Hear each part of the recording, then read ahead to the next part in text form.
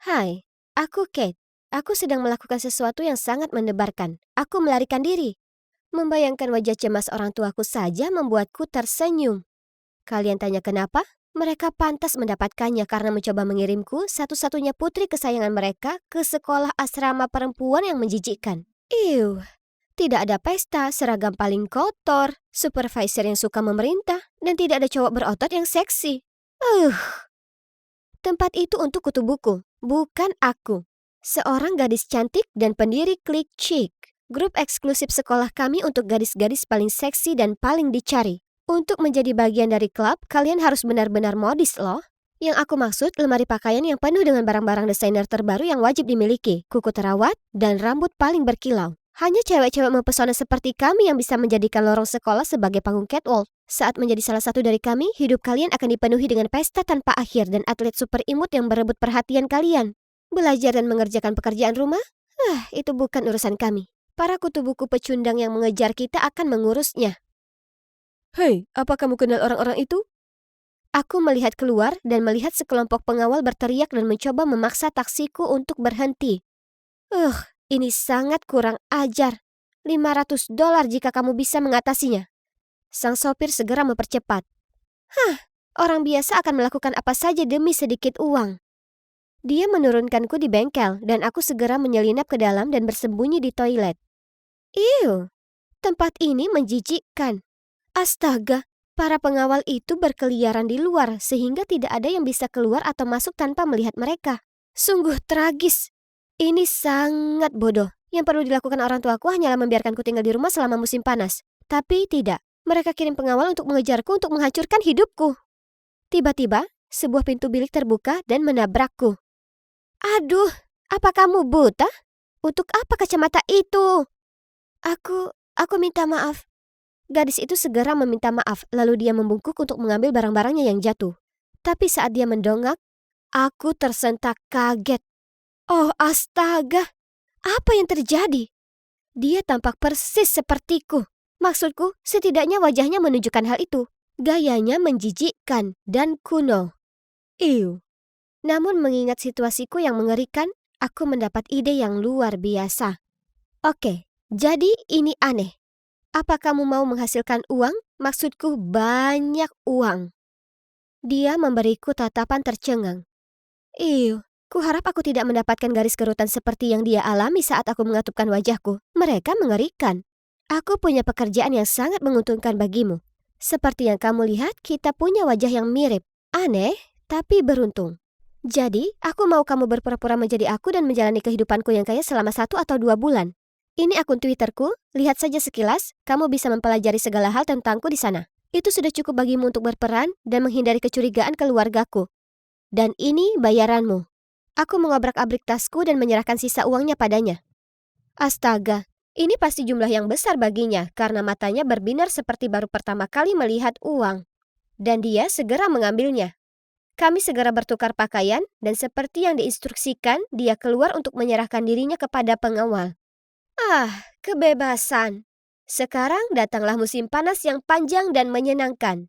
Tapi pertama-tama aku harus pergi berbelanja. Memakai pakaian kuno yang menjijikkan itu membuatku ingin muntah. Oh tidak, orang tuaku telah mengunci semua kartu kreditku. Aku bahkan tidak bisa membeli es latte susu kedelai sekarang. Bagaimana orang tuaku bisa begitu kejam? Bagian paling parahnya adalah dengan bodohnya aku memberikan semua uang tunai dan ponselku kepada cewek itu. Karena tidak ada pilihan lain, aku dengan enggan menggeledah tas cewek itu. Beberapa pakaian kuno, beberapa buku bodoh, dan lipstik tanpa merek. Apa cuma itu saja? Bagaimana orang bisa hidup seperti ini? Tapi, apa ini? Di buku catatan kecilnya terdapat tiket kereta api dan surat tawaran bekerja di homestay Alan. Jadi, sepertinya dia pergi ke sana untuk pekerjaan musim panas. Mudah-mudahan homestay itu memiliki pemandian dengan lilin wangi dan kolam untuk aku berjemur. Aku perlu berjemur. Aku senang bisa melepaskan benda yang penuh kutu itu dan menghirup udara segar. Sekarang di mana kendaraanku? Ada seorang lelaki tua pendek gemuk memegang papan bertuliskan nama Clara. Nama di tiket kereta itu Clara. Jadi ini maksudnya dia ada di sini untukku?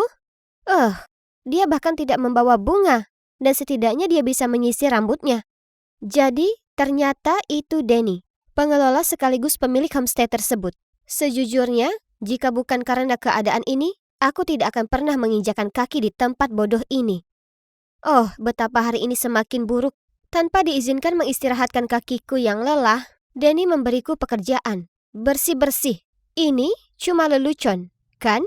Kukuku tidak dibuat untuk pekerjaan kasar. Kehidupan di sini sangat buruk. Aku harus bangun pagi-pagi sekali hingga hari masih gelap.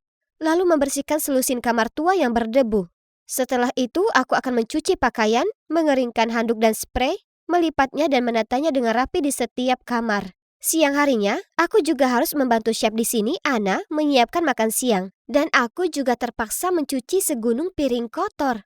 Aku belum pernah melakukan pekerjaan konyol seperti ini di rumah. Sebaliknya, pekerjaan itu selalu dilakukan untukku. Tidak menyangka mereka akan melelahkan seperti ini. Kamu harus menatanya agar tidak rusak.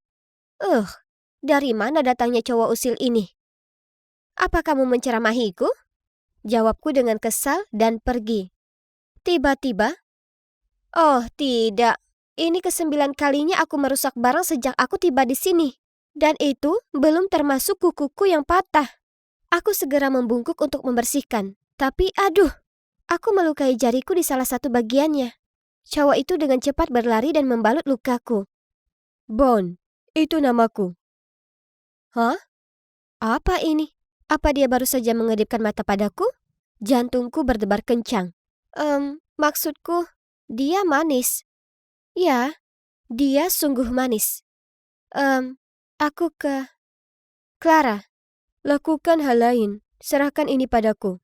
Sadar kalau aku sudah lama menatap Bon, aku buru-buru bangkit dan bergegas ke dapur. Senang bertemu denganmu, Clara. Aku partner barumu. Ternyata ini tidak terlalu buruk. Setidaknya aku punya seseorang untuk berbagi beban kerjaku dan untuk ngobrol. Keesokan paginya, aku sedang membersihkan lantai, setengah tertidur, ketika Bon datang, memasang AirPod di telingaku, dan mengedipkan mata ke arahku. Bayangkan kamu menari, maka kamu tidak akan merasa terlalu capek lagi. Oke, jadi ini terdengar agak membosankan. Tapi setidaknya tidak ada orang lain yang melihatku, jadi aku memutuskan untuk ikut saja. Jadi, aku mencobanya dengan Bon. Dan aku lebih santai sedikit. Ya, aku tidak menyangka ini akan begitu menyenangkan. Malam itu, saat aku hendak mematikan lampu, aku mendengar ketukan di pintu. Itu Bon. Dia ingin menunjukkan kepadaku sebuah rahasia, jadi dia meraih tanganku dan membawaku ke pantai. Ya, kami berpegangan tangan, dan tangannya sangat hangat. Dia membawaku ke pantai berpasir dan menyorotkan senternya ke kakinya. Ada sesuatu yang bergerak di bawah pasir putih halus. Aduh, apa itu tadi? Aku berpegangan pada lengannya karena ketakutan. Kura-kura kecil, seruku saat mereka perlahan muncul dari bawah pasir. Ya, mereka lucu kan? Ayo bantu mereka. Mereka harus sampai ke laut sebelum fajar. Aku ragu-ragu, karena menurutku ini sangat bodoh.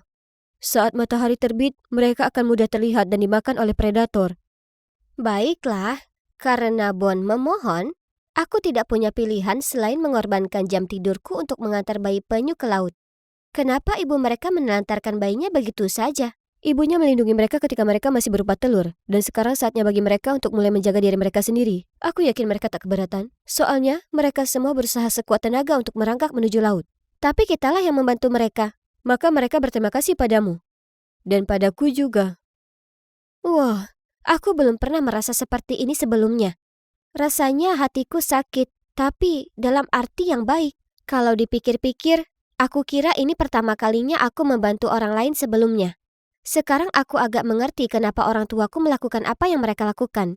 Mereka hanya ingin aku lebih mandiri dan berhenti bergaul dengan cewek-cewek yang sombong dan suka pamer. Mereka pasti akan senang jika bisa melihatku sekarang, bersama cowok manis dan lembut ini. Dia benar-benar kebalikan dari anak-anak kaya di tempatku tinggal. Saat aku terluka, dia memastikan aku baik-baik saja. Dia membuka mataku terhadap pengalaman baru. Dan dia tidak mencoba membuatku terkesan dengan bunga bodoh dan hadiah mahal. Aku memikirkan Bon sepanjang hari. Dan ini adalah hari ke-1001 aku mengintipnya. Aku pikir aku harus menyatakan perasaanku sebelum aku menjadi gila. Jadi, Malam itu, setelah menyelesaikan semua pekerjaanku, aku mengetuk pintu rumah Bon. Hah? Kenapa Nona Anna yang berlinang air mata berdiri di sana? Lalu dia memberitahuku kebenaran yang mengejutkan. Bon telah pergi tanpa berpamitan. Karena panik aku masuk ke kamar, tetapi tidak ada yang tersisa dari kamarnya. Tidak ada apa-apa. Tidak, ini tidak mungkin terjadi. Aku bahkan belum sempat menyatakan perasaanku. Keesokan harinya, aku merasa sangat sedih. Sayang sekali tidak ada Bon di sini. Tapi kemudian dalam keadaan zombie, aku tidak sengaja mengambil koran di meja depan. Ya ampun. Di halaman depan ada gambar Bon. Ya Tuhan, aku tidak percaya. Dia adalah putra seorang miliarder terkenal dan mereka mencarinya. Ternyata, bukan cuma aku saja yang kabur dari rumah. Tapi kenapa dia pergi begitu tiba-tiba? Dia bisa saja mengatakan yang sebenarnya padaku. Harusnya dia bilang selamat tinggal. Perasaanku yang tak terungkap padanya terasa seperti serpihan yang tak terjangkau di hatiku. Aku tak bisa terus seperti ini. Aku harus menemukan Bon. Dengan gajiku yang kecil, aku naik kereta kembali ke kota. Membayangkan bertemu Bon lagi. Tidak diragukan lagi, ini adalah hal paling gugup yang pernah aku alami sepanjang hidupku. Tidak peduli seberapa besar aku membela kasusku dan menjelaskan bahwa aku adalah teman Bon, penjaga keamanan menolak mengizinkanku masuk. Aku hendak pergi, ketika tiba-tiba aku melihat Bon dari jauh. Dia bersama seorang cewek.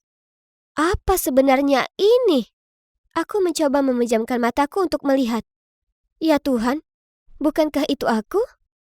Bukan, itu cewek yang kusewa untuk berpura-pura menjadi diriku. Apa yang dia lakukan dengan Bon? Dan kenapa mereka terlihat begitu dekat? Mungkin... Ya, ini aku, Kate. Ini lagi. Saat aku bertukar tempat dengan kembaranku agar tidak terjebak di sekolah musim panas yang mengerikan, aku tak menyangka akan berakhir tanpa uang sepeser pun dan harus bekerja di homestay tua yang berdebu. Tapi aku rasa tidak semuanya buruk karena aku bisa bertemu Bon. Jadi, bayangkan kekagetanku ketika aku mengetahui bahwa dia bukan hanya seorang anak kaya yang melarikan diri sepertiku, tapi aku juga memergokinya sedang jalan-jalan dengan Muah. Iya, diriku yang lain.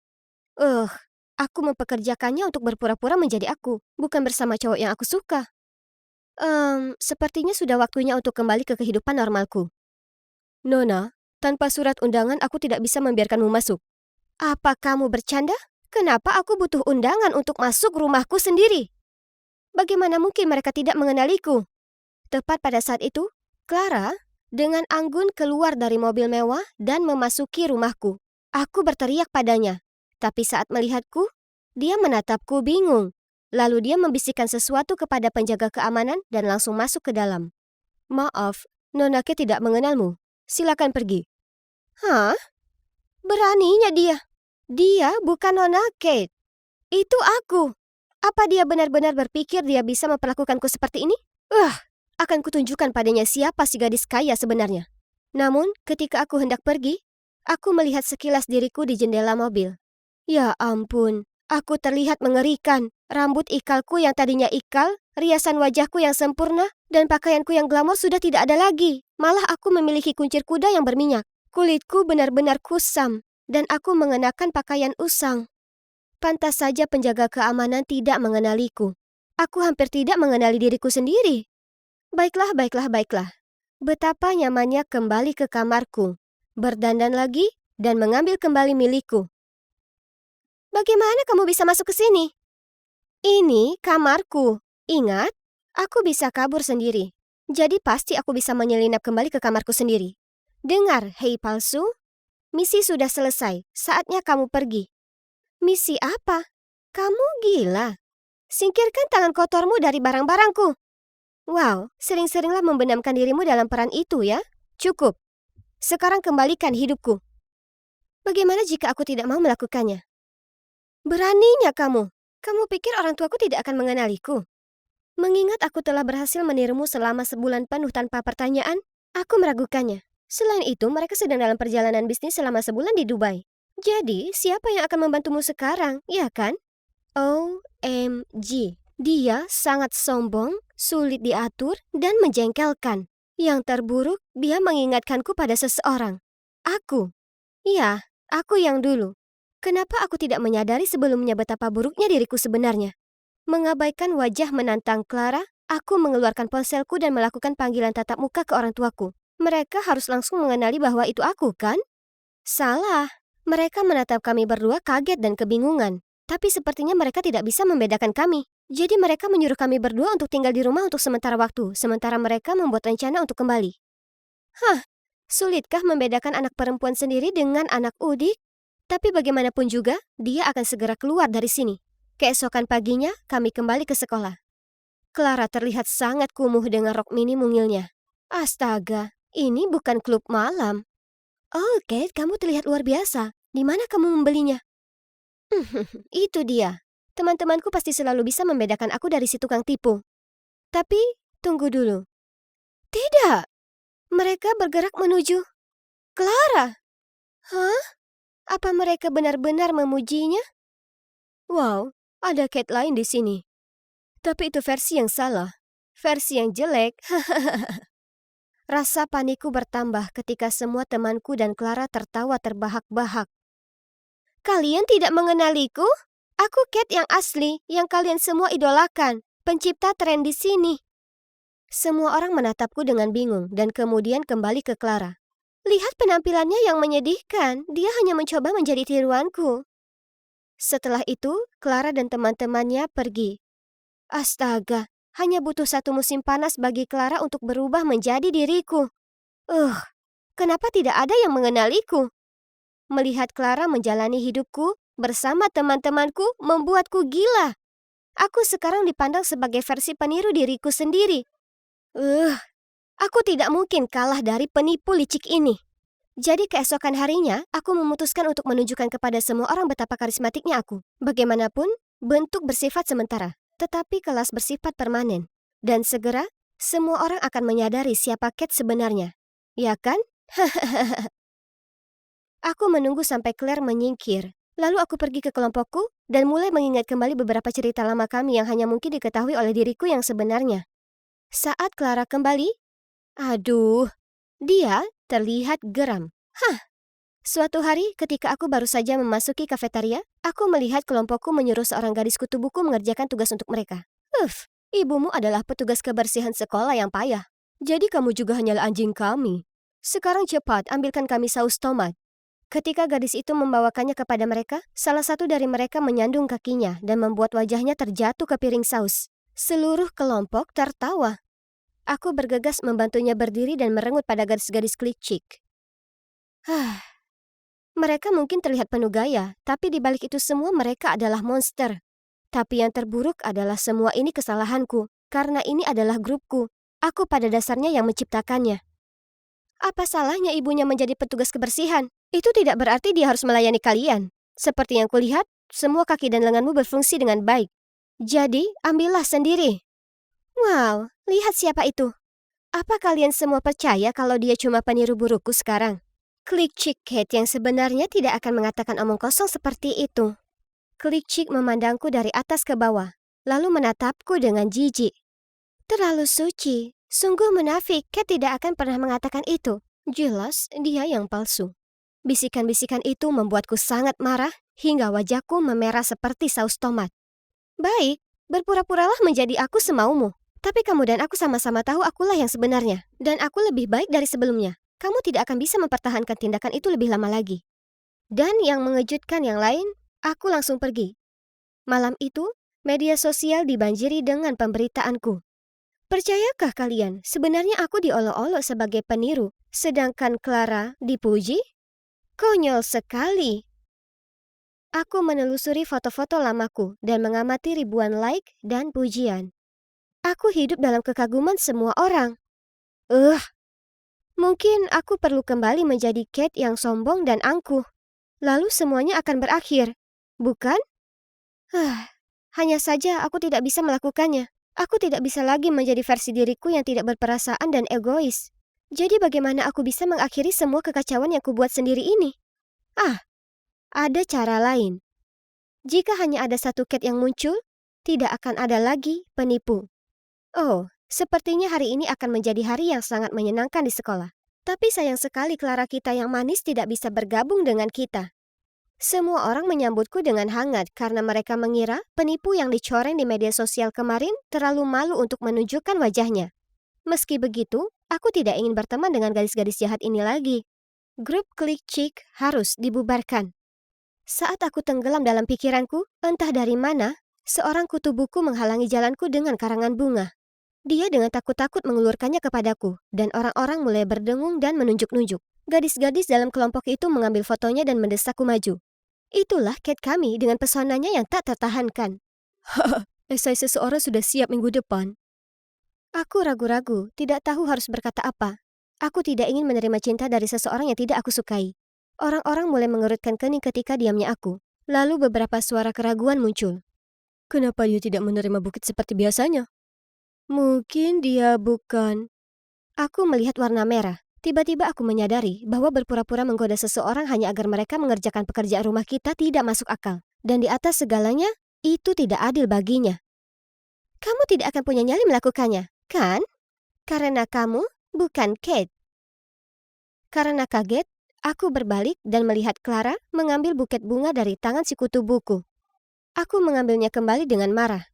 Dia menyukaiku, bukan kamu. Dia menyukai Kate, dan akulah Kate.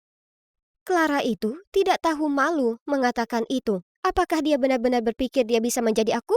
Apakah menurutnya bersikap jahat dan sombong membuatnya menjadi it girl? Betapa dangkalnya dia. Ya, jika itu Kate dari masa lalu, aku akan menerima karangan bunga itu dan menyuruh dia mengerjakan pekerjaan rumahku. Tapi Kate yang sekarang tidak akan melakukan itu. Lakukan sendiri. Berhentilah mengandalkan orang lain untuk melakukan segalanya untukmu. Sedangkan untukmu, Clara, izinkan aku memberitahumu ini. Terlepas dari upaya terbaikmu, kamu tidak akan pernah menjadi aku. Sekali pembohong, tetap pembohong. Kamu palsu. Aku sudah selesai di sini. Aku adalah diri aku yang sebenarnya. Dan jika mereka tidak dapat melihatnya, terserahlah. Jadi, aku pergi. Tiba-tiba, sebuah tangan menarikku kembali. Itu si kutu buku. Maaf, tapi aku benar-benar tidak menyukaimu seperti itu. Kamu benar-benar tidak punya perasaan apapun padaku? Kamu yakin? Atas kata-katanya, dia melepas wig, kacamata, dan tahi lalat di wajahnya. Bon? Apakah itu benar-benar kamu? Aku sangat kaget sampai aku tidak dapat mempercayai mataku. Bon menyerahkan buket itu kepadaku dan berkata, "Kau tidak akan mengatakan tidak, kan?" Tentu saja, bagaimana aku bisa mengatakan tidak? Aku membawanya ke ruang kelas yang kosong untuk berbicara. Kenapa kamu ada di sini? Dan ada apa dengan penyamarannya? Setelah aku meninggalkan homestay, aku kembali ke rumah. Dan orang tuaku melakukan apa yang selalu mereka lakukan. Dan mencoba merayu seolah-olah uang dapat menyelesaikan segalanya dengan mengadakan pesta mewah. Aku masih menunggu. Ketika aku kaget, kamu masuk bersama keluargamu. Hah? Pesta apa? Oh, yang dia maksud pasti Clara. Dia melanjutkan, aku pergi untuk berbicara denganmu tapi kamu bertindak seolah-olah kamu belum pernah bertemu denganku sebelumnya. Jadi tidak butuh waktu lama untuk tahu bahwa gadis ini bukan kamu. Aku khawatir, jadi aku menelpon homestay dan mereka bilang kamu akan pergi. Bertekad untuk memecahkan misteri ini, aku pergi ke sekolahmu dan menemukan semua orang berada dalam kekacauan karena entah dari mana dua Kate muncul. Keduanya adalah it girls dan tidak seperti homestay Kate yang kukenal. Jadi, untuk mengetahui yang asli, aku menyamar. Dan rencanaku berhasil, karena disinilah kamu berada. Kamu benar-benar penipu. Tapi aku masih punya satu pertanyaan. Kenapa kamu tiba-tiba meninggalkan homestay hari itu?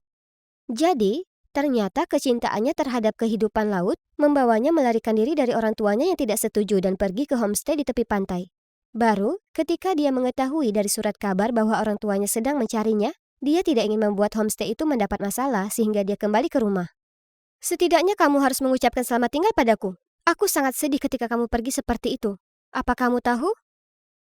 Kate, aku benar-benar minta maaf. Aku tidak pernah bermaksud membuatmu kesal. Sebenarnya, aku sangat menyukaimu. Setelah itu, Bon mengantarku pulang. Dan coba tebak, sepertinya orang tuaku kembali lebih awal dari yang diharapkan. Adapun Clara palsu, dia sudah melarikan diri dari tempat kejadian dengan membawa banyak pakaian dan riasanku. Tapi, terserah. Setidaknya dia akhirnya pergi. Jadi, bagaimana sekarang? Ya, aku pacaran dengan Bon, dan aku sangat bahagia dengannya. Di akhir pekan, aku pergi ke pantai dan membantunya melakukan penelitian hewan laut, yang sebenarnya sangat menyenangkan. Dan aku bahkan tidak keberatan untuk berbincang-bincang dengan udara asin. Aku tidak pernah meremehkan orang tuaku lagi, dan aku tidak pernah memaksa siswa lain melakukan tugas bodoh untukku. Dan tentu saja, klik cik sudah tidak ada lagi. Semua orang di sekolah sudah terbiasa dengan versi diriku yang baru dan lebih baik. Tentu saja, aku akan selalu menjadi it girl yang menentukan tren. Tapi, Aku berjalan santai menyusuri lorong, sedang memikirkan urusanku sendiri. Saat ku rasakan hembusan angin sejuk bertiup melalui lorong, aku menoleh untuk melihat, dan oh, itu Natasha. Aku tak berniat menatap matanya, tapi kulakukan itu. Oh tidak, apa dia akan memukulku? Panik, segera aku menatap ke arah kakiku. Jantungku berdebar-debar ketakutan, dan di dalam benakku terus kuulangi. Tolong jangan sakiti aku, tolong jangan sakiti aku. Tapi yang melegakan, dia berjalan melewatiku. Hai, aku Markus, dan kalian pasti bertanya-tanya kenapa aku sangat takut dengan cewek itu, ya kan? Nah, ada alasan kenapa nama panggilannya diam tapi mematikan. Dia itu cewek tertinggi di sekolah, seram, dan tak pernah berucap sepatah kata pun. Sekolah penuh dengan rumor tentangnya, seperti bagaimana anak terakhir yang berulah dengannya berakhir di IGD. Tak seorang pun, dan maksudku, tak ada seorang pun yang boleh menatap matanya, tidak kecuali mereka ingin berakhir tak sadarkan diri. Aku pastinya dapat keberuntungan bisa lolos. Syukurlah tak semua cewek di sekolahku semenyeramkan Natasha. Tidak, sebaliknya ada cewek yang sangat imut bernama Naomi. Dia cantik, manis, dan lembut. Hanya saja, dia juga sangat populer dan pacaran dengan Nicholas, kapten tim basket. Jadi, kusimpan sendiri saja perasaanku dan melanjutkan hidupku. Tapi tunggu, mana buku harianku? Kurasa tertinggal di lab science. Jadi aku bergegas ke sana. Dan oh tidak, Nicholas ada di sana sedang baca buku harianku. Aku langsung merebut itu darinya, tapi sudah terlambat. Dia sudah memotret lirik lagu yang kutulis tentang perasaanku terhadap Naomi. Sial, jadi biar kuluruskan ini. Cowok kutu buku sepertimu beraninya menghayalkan Naomi. Tapi kita ada masalah di sini. Dia itu pacarku. Apa kau tak tahu? Tunggu, bukan seperti itu. Tapi aku akan menghindar darinya. Aku janji. Nicholas memberiku tatapan menakutkan. Tak ada hal baik yang datang dari tatapan macam itu. Kusiapkan diri menghadapi apa yang akan dia lakukan selanjutnya. Kau harus lakukan apa yang kukatakan. Kalau tidak, aku akan menghancurkan hidupmu. Hah? Apa dia serius? Menilai dari seringai liciknya, yap, dia 100%. Serius. Aku mau kau mengajak Natasha jalan. Pastikan kau lakukan itu di depan seluruh kelas. Apa? Natasha? Cewek menakutkan itu? Bagaimana aku bisa? Jika kau menolak, seluruh sekolah akan tahu soal ini. Kemudian dia melambaikan ponselnya di depanku. Nicholas yang keji. Tapi aku tak bisa ambil resiko laguku disebar ke semua orang. Jadi sepertinya aku tak punya pilihan lain. Jadi hari berikutnya aku berjalan mendekati bangku Natasha dan bertanya padanya. Natasha, maukah kau jadi pacarku? Seluruh kelas terdiam. Lalu mereka tertawa terbahak-bahak. Dia melotot padaku. Ini tak baik. Aku meringis bersiap menghadapi pukulan maut. Tapi sebaliknya, dia menuntunku keluar ke sudut lorong. Kemudian dia memberiku senyum tipis diikuti dengan anggukan. Ya Tuhan, apa dia barusan setuju jadi pacarku? Ini gila, tapi ini sungguh di luar pikiranku. Tapi, paling tidak aku masih hidup, ya kan? Dan itulah bagaimana akhirnya aku pacaran dengan cewek paling menakutkan di sekolah. Dia tak pernah bicara padaku, bahkan tak satu kata pun. Jadi aku hanya membantunya belajar dan membawakan barang-barangnya kemana-mana. Kami juga bertukar nomor, tapi hanya ngobrol lewat pesan. Kemudian suatu hari saat aku pergi makan siang dengan Natasha, Nicholas mendekatiku dan menyuruhku mengajak Natasha ke bioskop nonton film komedi romantis, yang sepertinya sama sekali tak menarik baginya. Tapi aku tak punya pilihan. Kata-kata Nicholas adalah perintah. Jadi aku mengajaknya saat makan siang. Dan yang mengejutkan, Natasha senyum. Lalu mengancungkan jempol tanda setuju. Saat aku pergi menjemput Natasha, dia sudah menungguku di terasnya. Dia berjalan mendekat dengan sebuah buku catatan. Penasaran, kutanya kenapa dia membawanya. Dan dia menulis, aku tak bisa mengirim pesan padamu selama nonton film. Jadi ini bisa dipakai. Yap, Natasha memang selalu berbeda dari orang lain. Jadi aku tak bertanya lagi. Selama film, kuperhatikan Natasha menangis. Jadi saat filmnya selesai dan kami mampir makan siang, ku menggodanya. Kulihat kau menangis selama film. Dia membanting buku catatannya di meja setelah dia menulis. Aku tak menangis. Aku hanya tertawa, lalu mengantarnya pulang. Mungkin dia tak semenakutkan gosip yang beredar. Jujur, dia juga cukup cantik. Semakin lama aku habiskan waktu dengan Natasha, makin aku mulai bersikap hangat padanya. Ada sesuatu yang kusuka darinya. Meski kami hanya komunikasi lewat memo tempel. Aku putus asa ingin mendengar suaranya, jadi aku siapkan rencana. Saat kami di perpustakaan di suatu kencan belajar, ku ambil sebuah buku tua dan meniupkan debu ke wajahnya. Dia hampir saja bersin. Tapi sebelum dia melakukannya, diletakkannya tangan di atas mulutnya dan berlari menuju toilet perempuan. Kemudian dia kembali dengan mengenakan masker. Setelahnya, aku berusaha untuk membuatnya tertawa. Segera aku ambil dua pensil di meja dan meletakkannya di hidung. Dan mulai membuat wajah jelek. Tapi Natasha hanya melotot padaku dan memberiku catatan. Jika kau terus melakukan hal konyol begini, akan ada balasannya. Hah, tak mungkin aku menyerah. Jadi hari berikutnya, saat kulihat dia dekat lokernya, aku bergegas mendekatinya dan mulai meniru suara The Minions. Kukira itu akan sungguh berhasil kali ini, tapi tidak. Sebaliknya dia memukulku di lengan. Aduh! Yap, aku sekarang belajar bahwa rumor tentang kekuatannya yang tak manusiawi tidak berlebihan. Jadi, aku menyerah saja dan hubungan kami pun berlanjut. 1 minggu kemudian saat aku di rumah Natasha untuk belajar, aku turun ke dapur untuk mengambil minum. Tepat saat ibunya kembali dari toko kelontong. Saat aku membantunya mengeluarkan belanjaan, kami mulai ngobrol. Ibunya cerita padaku tentang kecintaan Natasha mengoleksi kerajinan kaca, benda-benda yang memenuhi rumah itu. Kemudian ibunya menyentuh bahuku dan berterima kasih karena membuat putrinya senang lagi. Oh astaga, ini canggung. Sekarang aku merasa sangat bersalah. Untuk mengalihkan pembicaraan, aku tanya apakah Natasha bicara di rumah. Tapi ia hanya tersenyum dan menjawab, Natasha anak yang cukup pendiam kan? Kemudian ia cerita padaku, kalau itu karena Natasha selalu menjadi anak yang lebih tinggi dari yang lain, tapi suaranya melengking. Ini menimbulkan banyak ejekan, dan dia pernah begitu kesal. Didorongnya seorang anak laki-laki dan tak sengaja membuat hidungnya berdarah. Sejak saat itu, orang-orang mulai menghindarinya. Jadi dia menarik diri dan tetap diam. Mendengar ini membuatku merasa sangat bersalah. Apa yang kulakukan itu keliru, dan Natasha tak pantas dapatkan ini. Lalu ibunya mengatakan sesuatu yang sangat membuatku kaget. Di SMP, ada gadis bernama Naomi ini yang bersikap buruk ke siapapun. Komentar jahatnya makin menjadi, sampai suatu kali Natasha tak mau sekolah berminggu-minggu lamanya. Hah? Naomi? Naomi yang sama dengan yang kukenal? Tak mungkin. Bingung, kukatakan pada ibu Natasha aku harus pergi dan meninggalkannya. Kebingungan saat aku keluar dari sana. Pikiranku kacau. Aku naksir dengan cewek yang jahat. Dan aku sama jahatnya, jika bukan lebih buruk setelah apa yang kulakukan ke Natasha. Lalu ponselku bunyi dengan sebuah pesan dari Natasha yang mengatakan, aku minta maaf kalau ibuku mengatakan sesuatu yang seharusnya. Apa kau baik-baik saja? Kubalas, kita harus bicara besok, kumohon. Jadi kami putuskan untuk bertemu di rumahnya hari berikutnya. Sendiri di ruang tamu, kuceritakan padanya semuanya, termasuk buku harianku, menyukai Naomi, dan bagaimana Nicholas memerasku. Natasha, kumohon kau harus percaya padaku. Aku menyesal melakukan ini padamu. Kulihat tatapan terluka di matanya. Kemudian dia melemparkan catatan padaku dan lari ke kamarnya. Catatan itu memberitahuku untuk pergi. Tapi sebelum kulakukan, aku berdiri di balik pintunya. Aku tak berharap kau memaafkanku. Tapi aku tak bisa lanjutkan hubungan kita dalam kebohongan. Dengar, aku menyukaimu dan tak mau menipumu lagi. Setelahnya, aku pergi dan aku juga mengirim pesan ke Nicholas kalau aku tak peduli dia beritahu semua orang. Aku sudah selesai jadi bonekanya. Besoknya aku menyangka keadaan sekolah akan tak terkendali, tapi yang mengejutkanku, tak ada yang terjadi. Sebaliknya, kulihat Natasha sedang berusaha menyortir lokernya. Kerumunan orang berkumpul di sekitarnya, dan Naomi mengejeknya. Bagaimana rasanya tahu kalau bahkan pacarmu lebih menyukai aku? Dia tak suka padamu. Natasha terus saja menatap bukunya, tapi aku bisa lihat kalau dia menahan air matanya. Geram, aku mendorong melewati mereka semua dan menyuruh Naomi berhenti. Dia hanya berkata dengan bercanda, kau tahu, kalau kau ingin pacaran denganku, kau bisa tanya saja. Kau tak perlu repot menghabiskan berbulan menderita dengan orang sawah raksasa ini. Kau benar, aku memang menyukaimu dulu saat kukira kau ini orang yang baik. Tapi sekarang aku tahu dirimu yang sebenarnya. Kau ini pecundang yang hanya merasa hebat saat mengorbankan kesengsaraan seseorang. Dan aku bisa tahu kenapa targetmu Natasha terus. Karena dia punya dua hal yang kau takkan punya. Hati yang sungguh tulus dan jiwa yang penuh kasih. Setelah itu, kutarik Natasha pergi dan kukatakan padanya betapa aku menyesal. Tapi dia bahkan tak melirikku dan hanya berjalan pergi. Beberapa hari kemudian setelah kelas olahraga, aku hendak pergi ke ruang lokerku saat teman sekelasku dan tim mendatangiku. Markus, tolong bantu aku bawa peralatan olahraga ini ke gudang. Aku sakit perut.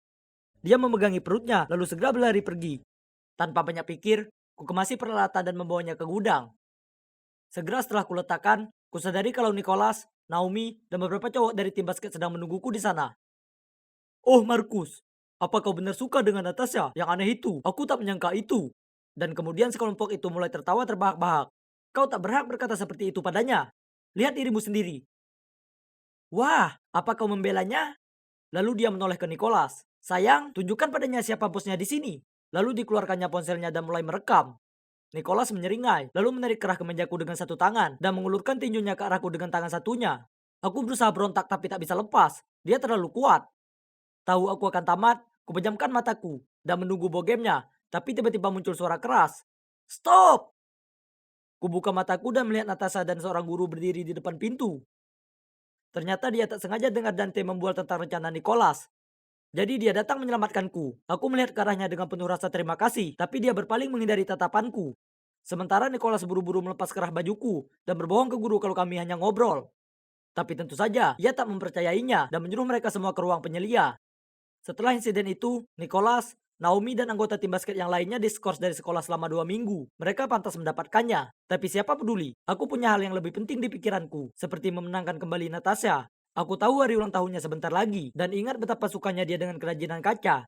Jadi kubelikan dia figurin kaca slop Cinderella, bersama tiket prom senior dan kartu bertuliskan, "Terima kasih dan selamat ulang tahun. Aku tahu yang kau lakukan tak berarti kau memaafkanku, tapi aku ingin jadi pacarmu sungguhan. Jadi ku tinggalkan untukmu tiket prom senior.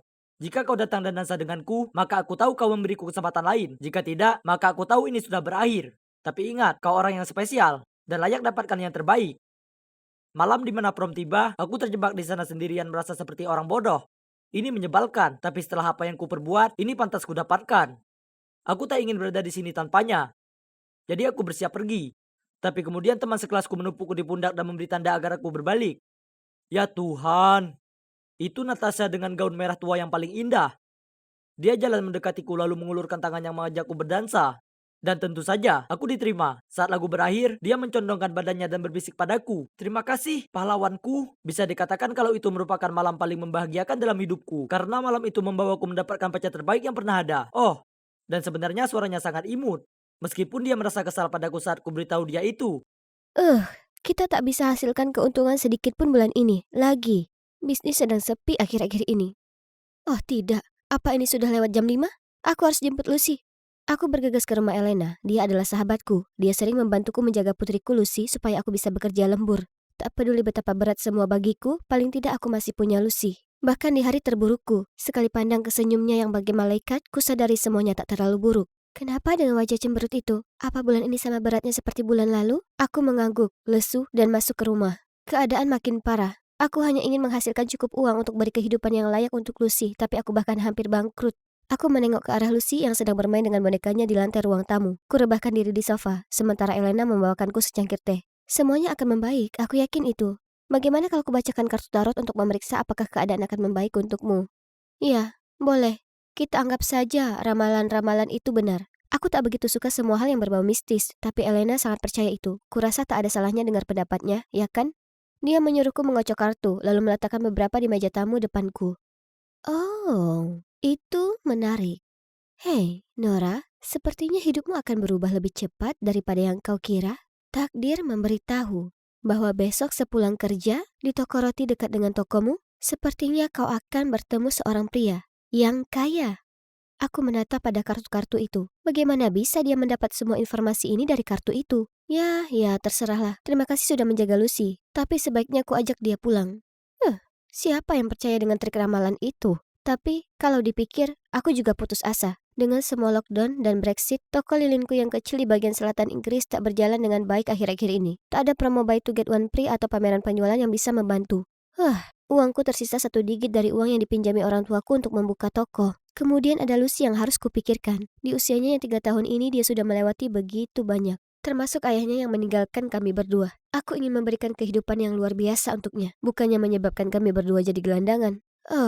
Mungkin sebaiknya kulakukan apa yang dikatakan Elena. Maksudku toh tak ada ruginya buatku. Jadi hari berikutnya saat aku menutup toko lebih awal dengan Lucy di belakangku, kami berjalan menuju toko roti itu. Sepertinya tak ada seorang pun. Sepertinya Elena salah sekali. Oh, Nona, saya minta maaf. Aku menyingkirkan sisa-sisa kue dan melotot ke pria ini. Oke, jadi sepertinya dia hanya beberapa tahun lebih tua dariku. Tapi kenapa dia memakai baju yang sangat kuno? Dan ada apa dengan gaya rambutnya yang buruk itu? Ini pasti pria yang Elena bicarakan, ya kan? Tapi dia jauh dari tipeku. Tapi, kurasa jika pacaran dengannya mengubah segalanya. Maka, oh, anak yang cantik. Dia menunjuk ke Lucy yang selalu menggendong boneka kesukaannya. Ya, ini putriku Lucy. Terkadang aku yakin dia lebih menyayangi boneka itu daripada aku. Dia tak mau melepaskannya. Dia terkekeh, lalu dengan canggung menggaruk kepala sambil berkata, "Kau ibu yang baik, aku bisa tahu itu. Apa kau lewat sini?" Dia menunjuk ke jalan. Aku mengangguk kemudian mulai berjalan bersamanya. Oke, jadi nama panggilannya Dylan. Dia adalah insinyur dan baru saja pindah ke sini untuk kerja. Kami bertukar nomor telepon dan apa kalian tahu? Kami sering berkirim pesan. Segera kami mulai jalan bareng, dan dia lumayan, meski agak membosankan. Tapi Lucy sepertinya sangat mengaguminya. Dia membuat wajah konyol untuk membuatnya tertawa dan membelikannya permen. Dia bahkan mengajak kami berdua pergi ke kebun binatang. Ya Tuhan, itu sangat seru. Dan Lucy suka sekali lihat penguin. Dan saat dia katakan padaku dia menyukaiku dan mengajak pergi kencan, aku berkata ya. Oke, memang dia bukan tipeku biasanya, tapi dia kaya. Dan baik pada Lucy. Lagi pula, ini terlalu berlebihan untuk jadi satu kebetulan, ya kan? Ramalan kartu tarot Elena pasti jadi nyata, dan dia adalah pria yang akan mengubah keberuntunganku. Hei, semua kencan romantis, keluar ke restoran dan banyak tempat cukup menyenangkan. Dan lebih baik lagi, bisnisku semakin membaik. Ini sangat hebat dan sebagainya, tapi kencan dengan Dylan mulai terasa melelahkan. Aku suka pria ini, dia manis dan baik, tapi aku tak punya perasaan terhadapnya. Suatu kali setelah menyantap makanan lezat, dia mengantarku jalan pulang. Lalu, di depan pintuku, dia mengutarakan betapa dia suka padaku, lalu mencondongkan tubuhnya untuk menciumku. Panik, segera aku menyingkir, membuatnya tersandung dan hampir jatuh ke semak-semak. Di lain waktu, dia tiba-tiba meraih tanganku saat kami berjalan lewat taman. Aku lalu berdiri saja di sana, sementara dia menatap sedih dan berkata, Nora, aku sangat menyukaimu. Dan aku tahu kau juga suka padaku karena kau tak lepaskan genggamanku. Itu membuatku sangat canggung, jadi aku pura-pura saja ada sesuatu di mataku lalu mengubah topik pembicaraan. Jimat keberuntungan atau tidak, aku tak bisa begini terus. Jadi saat Dylan mengejutkanku di tokoku dengan sebuket bunga yang menyebabkan sekawanan tawon mulai mengerumuniku, aku berteriak padanya. Tolong, aku berusaha kerja. Bisakah kau tinggalkan aku sendiri? Dylan tampak kecewa kemudian pergi. Aku merasa sangat tak enak soal itu, tapi aku merasa sesak olehnya. Setelah itu Dylan dan aku berhenti saling bertemu. Tapi seperti yang kuduga, bisnisku mulai merosot lagi. Kenapa? Kenapa harus dia yang membuat semuanya berjalan baik? Tapi jika hanya Dylan yang bisa membuatku menghasilkan uang, mana mungkin? Ya, kemudian aku lanjut kencan dengannya hingga akhir musim dingin. Maksudku aku memang butuh uang untuk menghidupi Lucy. Sebagai permintaan maaf, kuputuskan membelikan Dylan kue kesukaannya dari toko roti itu dan memberi dia kejutan dengan itu. Tapi saat aku jalan keluar dari toko roti, aku menabrak seseorang. Dylan? Ternyata dia juga berencana mengejutkanku dan dia baru akan beli kue untuk mengumpulkan nyali. Aku mengajaknya ke tokoku dan dia memberiku gelang batu permata jelek ini. Tapi kupaksakan untuk tersenyum. Kubilang itu cantik sekali lalu memeluknya. Sepertinya kami kembali berhubungan. Malam itu aku pulang dan meletakkan gelang itu di samping. Tapi kemudian Lucy memegangnya dan kuperhatikan salah satu batu permatanya hilang. Aku sangat takut dia sudah menelannya. Kuhabiskan semalaman di IGD. Ternyata itu hanya dugaan yang salah. Hadiah yang bagus, Dylan. Demi bisnisku, aku mungkin harus mengencani Dylan, tapi itu tak berarti aku tak bisa bertemu orang lain juga. Jadi, aku gabung ke aplikasi kencan dan mulai ngobrol dengan pria tampan bernama Austin. Kami sangat cocok. Jadi saat dia mengajakku jalan, aku mengiyakan. Itu pertemuan yang tak bahaya. Ini bukan selingkuh, kan? Austin muncul dan ya, aku tak mau membandingkan. Tapi Dylan itu bagaikan gurun pasir, sedangkan Austin jelasnya seperti oase hijau. Tapi tepat saat aku dan Austin melangkah keluar dari kafe, kami berpapasan dengan Dylan di trotoar. Dengan gadis lain. Jadi ternyata kami berdua ingin bertemu orang baru. Kalau begitu, mungkin tak perlu menunggu sampai musim dingin. Jadi, Dylan memaksa untuk mampir. Dan wajar, dia ingin tahu siapa Austin. Aku sebutkan bahwa kami berdua bertemu orang lain, jadi itu tak masalah. Tapi ternyata, gadis yang kulihat dengannya hanyalah seorang teman. Ini waktunya aku jujur dengannya, jadi kuceritakan bagaimana dia itu jimat keberuntungan untuk bisnisku. Dan itulah kenapa aku lanjut mengencaninya. Dia memegangi dadanya dan memberiku tatapan patah hati. Kemudian dia hanya mengangguk dan pergi. Aku merasa sangat bersalah soal itu, tapi paling tidak sekarang sudah berakhir, ya kan? Aku kembali membesarkan Lucy sebaik mungkin, berusaha selamatkan usahaku dan pacaran dengan Austin. Tapi pada akhirnya hubungan dengannya tak berhasil. Anehnya, kudapati diriku memikirkan Dylan sepanjang waktu. Sekedar hal-hal receh yang dia katakan dan gayanya yang unik. Aku tak bisa tidak memikirkan, andai dia sekarang ada di sini, hidup pasti akan jauh lebih baik. Ya Tuhan, aku baru tersadar. Aku sebenarnya punya perasaan terhadap Dylan. Ku coba mengirim pesan dan menelponnya, tapi dia tak menjawab. Kurasa aku tak bisa menyalahkannya. Jadi, ku datangi Elena dan curhat padanya. Itulah saat dia meraih tanganku dengan tangannya dan memberitahuku kebenaran yang mengejutkan. Dylan sebenarnya sepupuku. Dia baru saja pindah ke kota ini. Dan dia seorang insinyur. Tapi aku mengarang soal keberuntungan itu. Sebenarnya Dylan pernah sekali melihatmu datang menjemput Lucy dan menyukaimu. Jadi kuputuskan untuk lakukan perjodohan. Apa? Jadi selama ini semua adalah kebohongan? Usahaku tak membaik karena Dylan. Itu semua hanya kebetulan. Aku agak marah pada Elena, tapi aku minta bantuannya. Aku sangat gugup. Ku minta Elena mengatur pertemuan dengan Dylan. Dia kira akan menemuinya, bukan aku. Oh, itu dia. Oh, itu kamu. Dylan, aku tahu sikapku buruk terhadapmu dan aku minta maaf. Elena memberitahuku semuanya dan aku tak peduli jika bisnisku bisa lebih baik atau buruk. Meski kita berdua saling menipu, aku tahu kalau aku menyukaimu. Dan aku hanya ingin kau di sisiku. Dia memberiku pandangan bertanya-tanya. Kemudian melihat aku bersungguh-sungguh, dia memelukku. Jadi sekarang bagaimana? Nah, aku dan Dylan kembali bersama. Dia sangat baik dengan Lucy dan coba tebak. Bisnisku secara ajaib kembali berjalan lancar. Ternyata itu tak ada hubungannya dengan keajaiban atau jimat keberuntungan atau ada hubungannya dengan Dylan, yang tak hanya merekomendasikan toko lilin ke semua teman dan kliennya, tapi juga memulai kampanye marketing online yang luar biasa untukku. Terkadang kebahagiaan itu tepat di depan mata kita, tapi kita masih saja mencarinya di tempat lain. Jadi saranku untuk kalian adalah belajar bahagia dengan semua yang sudah kalian miliki. Karena percayalah padaku, hanya pada saat kau kehilangan itu semua, maka kau akan sadar betapa luar biasanya mereka sedari awal. Susan! Ayo cepat, atau kita bakal telat nonton House of Gucci. Tunggu dulu. Mana Susan? Aku mencari-cari dan melihat temanku berdiri di sana. Lola, bukankah itu mobilmu? Kulihat arah yang ditunjuk Susan. Dan kulihat mobil kesayanganku rebahan di bagian belakang truk derek. Hebat! Satu-satunya sarana transportasi kami diderek karena parkir liar. Begitu berat untuk perjalanan nonton film. Ya sudah, kita akhiri saja hari ini. Jalan pikiranku terhenti ketika, sesuatu jatuh di bajuku. Burung bodoh itu. Tak bisa dipercaya, ini kaos baruku. Dan sekarang kaosnya terkena kotoran burung. Oh ya, selamat datang di hari yang normal di hidup seorang Laura pembawa sial. Ya, aku sudah dijuluki itu sejak masih kecil. Semua kerabatku, kecuali orang tuaku, selalu ekstra waspada terhadapku. Lalu saat aku 12 tahun, selama pertemuan keluarga yang membosankan, aku tak sengaja dengar perdebatan panas antara pamanku dan orang tuaku. Berhentilah mengingkari. Gadis itu sial. Kirimkan dia ke sekolah asrama. Di mana saja, selama dia jauh dari keluarga ini. Kau ini bersikap tak masuk akal. Ini putriku yang kau bicarakan. Fakta kalau kau kehilangan pekerjaanmu tak ada hubungan dengannya. Dia cuma anak-anak. Itu benar. Ini bukan salah Lola.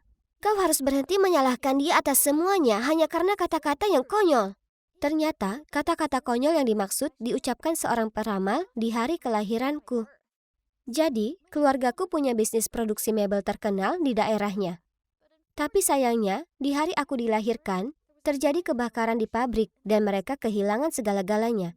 Di hari yang sama, seorang peramal melewati rumahku dan melontarkan kalimat yang membuat semua orang di keluarga panik. Bayi baru lahir itu bawa sial yang akan membawa kemalangan bagi seluruh keluarga.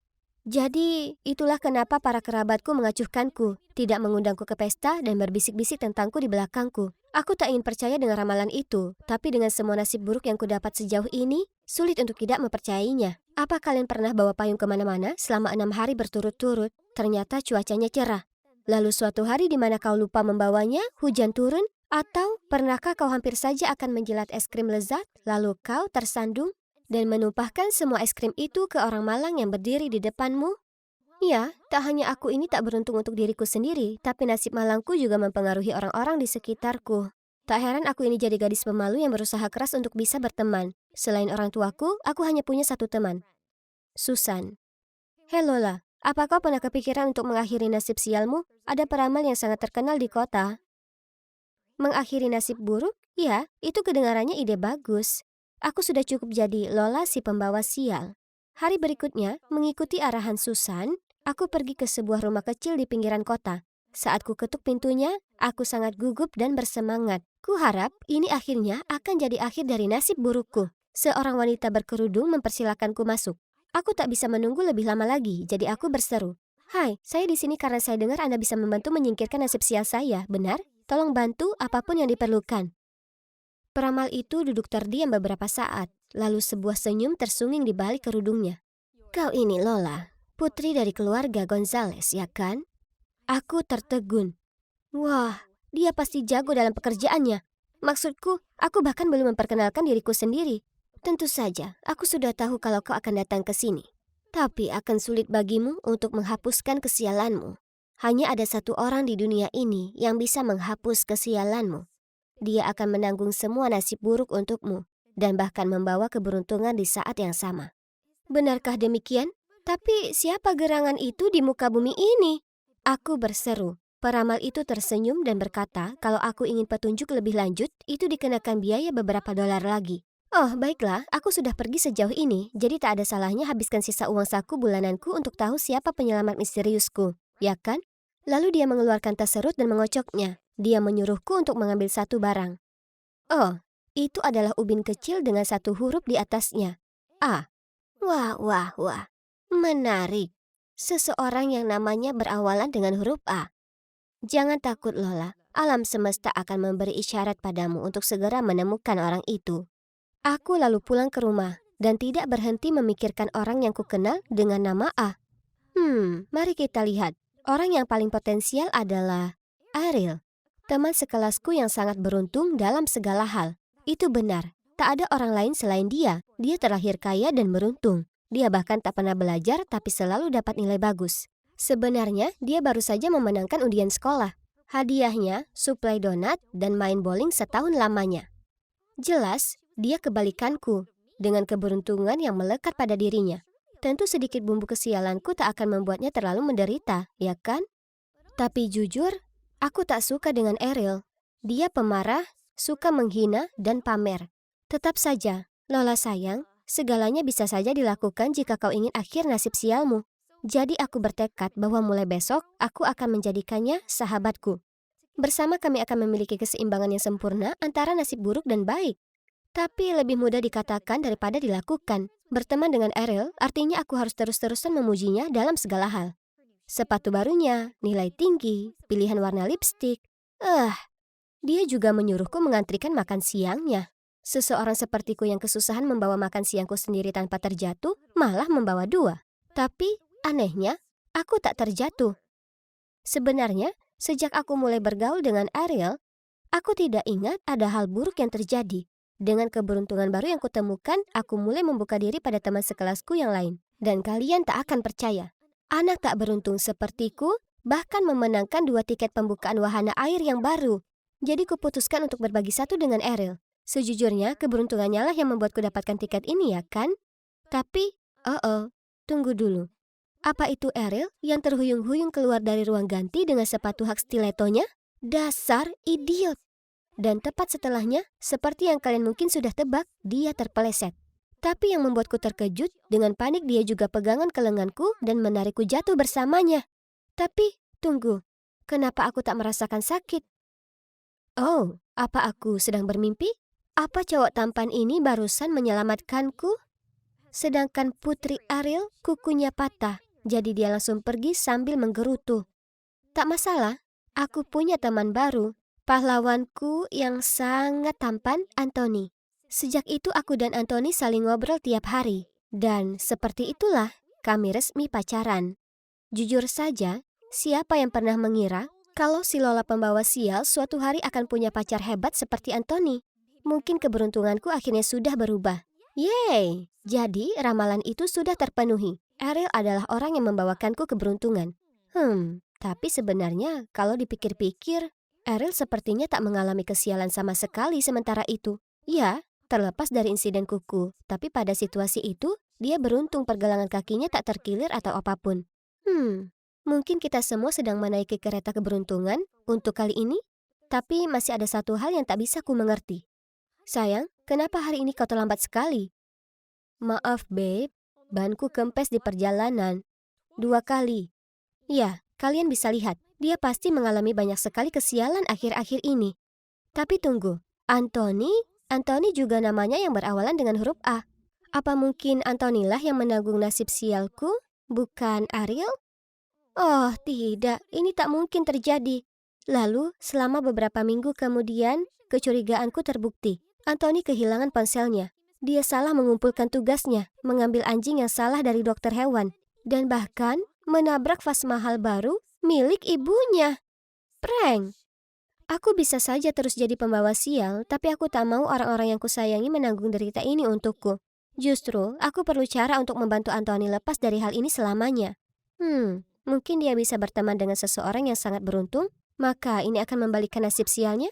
Dengan rencana ini di pikiranku, ku atur piknik untuk kami berdua, lalu mengajak juga orang terberuntung yang ku kenal, Ariel. Awalnya, semuanya tampak berjalan sangat baik. Tidak ada hujan dan tidak ada semut menggerubungi sandwich kami. Tapi kemudian ku perhatikan Ariel terkekeh dan memainkan rambutnya saat dia menatap Anthony. Oh tidak, Ariel naksir pada pacarku. Masalahnya, semakin kulihat mereka bersama, bahagia dan aman dari kesialan, makin kusimpulkan kalau Anthony lebih baik tidak bersamaku. Jadi, aku mulai mengabaikan panggilan telepon dan pesannya, dan dengan sengaja menghindari tempat-tempat yang aku tahu dia akan berada. Semuanya berjalan lancar, hingga dia muncul di luar sekolahku. Lola, kenapa kau mengabaikanku? Apa salahku? Aku berpura-pura tak dengar apa-apa dan terus berjalan. Tapi dia lari mengejar dan meraih pergelangan tanganku. Jadi aku berteriak padanya.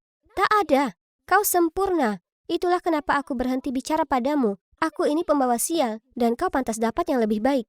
Dia memberiku pandangan bingung. Jadi ku jelaskan semua soal bagaimana nasib buruk selalu mengikutiku dan orang-orang terdekatku. Dan itulah kenapa aku mengatur kencan untuknya dan Ariel. Kau ini bodoh sekali. Apa kau sungguh siap membuang semua yang kita punya hanya karena sebuah ramalan bodoh? Ditambah, aku bukan objek yang bisa kau berikan begitu saja ke siapapun yang kau mau. Lalu dia bergegas pergi. Ini buruk sekali. Sekarang aku sudah kehilangan pacarku yang luar biasa, manis, dan penuh perhatian, dan aku hanya bisa menyalahkan diri sendiri. Kemudian malam itu, ibu masuk ke ruang tengah dan melihatku terpuruk di sofa menangis. Ia bertanya padaku ada masalah apa dan kuceritakan semua tentang nasib burukku, si peramal, dan bagaimana aku kehilangan pacar karenanya. Kurasa ini waktunya untuk mengunjungi si peramal ini. Mungkin itu peramal dari semenjak kau lahir. Aku tak melihatnya saat itu karena aku di rumah sakit bersamamu.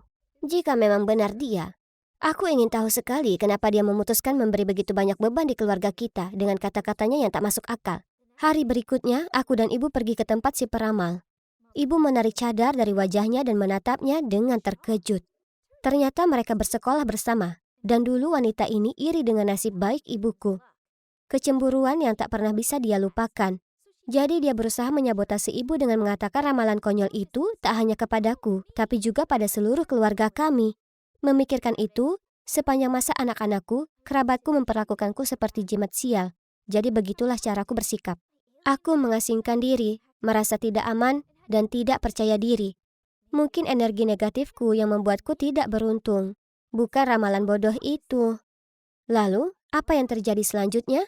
Nah, ibu memastikan seluruh kota tahu bahwa si peramal itu penipu. Dia menulis permintaan maaf secara terbuka kepada kami dan membayar kompensasi kepada kami. Sedangkan aku, kuputuskan bahwa ini saatnya untuk membuat keberuntunganku sendiri. Jadi, kutemui Anthony dan menyerahkan 2 tiket wahana air. Lalu minta maaf atas semua omong kosong tahayulku. Tampaknya dia menghargai tindakan itu dan memaafkanku. Jadi kita kembali bersama. Yeay! Mulai sekarang, yang ada hanya energi positif, pikiran yang bahagia, dan meraih peluang dalam hidup. Hal terpenting yang kupelajari adalah, jika kau lihat hidup ini indah, maka hidup ini akan selalu indah bagimu. Tidak. Sekarang ambil uang busukmu dan turun dari kapalku. Ini memang bukan hari mujurmu. Dia orang kelima yang sudah menolak kita. Sepertinya tak ada satupun yang mau pergi ke pulau itu. Oh, hai yang di sana. Juliet di sini. Sudah 2 tahun sejak ayahku menghilang tanpa jejak secara misterius saat dalam perjalanan kerja. Ayah menghilang begitu saja. Tapi bahkan ketika pihak berwenang mengkonfirmasi dirinya telah meninggal, tak bisa kusingkirkan firasat kalau ayah masih hidup di luar sana. Jadi, aku tetap mencarinya sejak itu.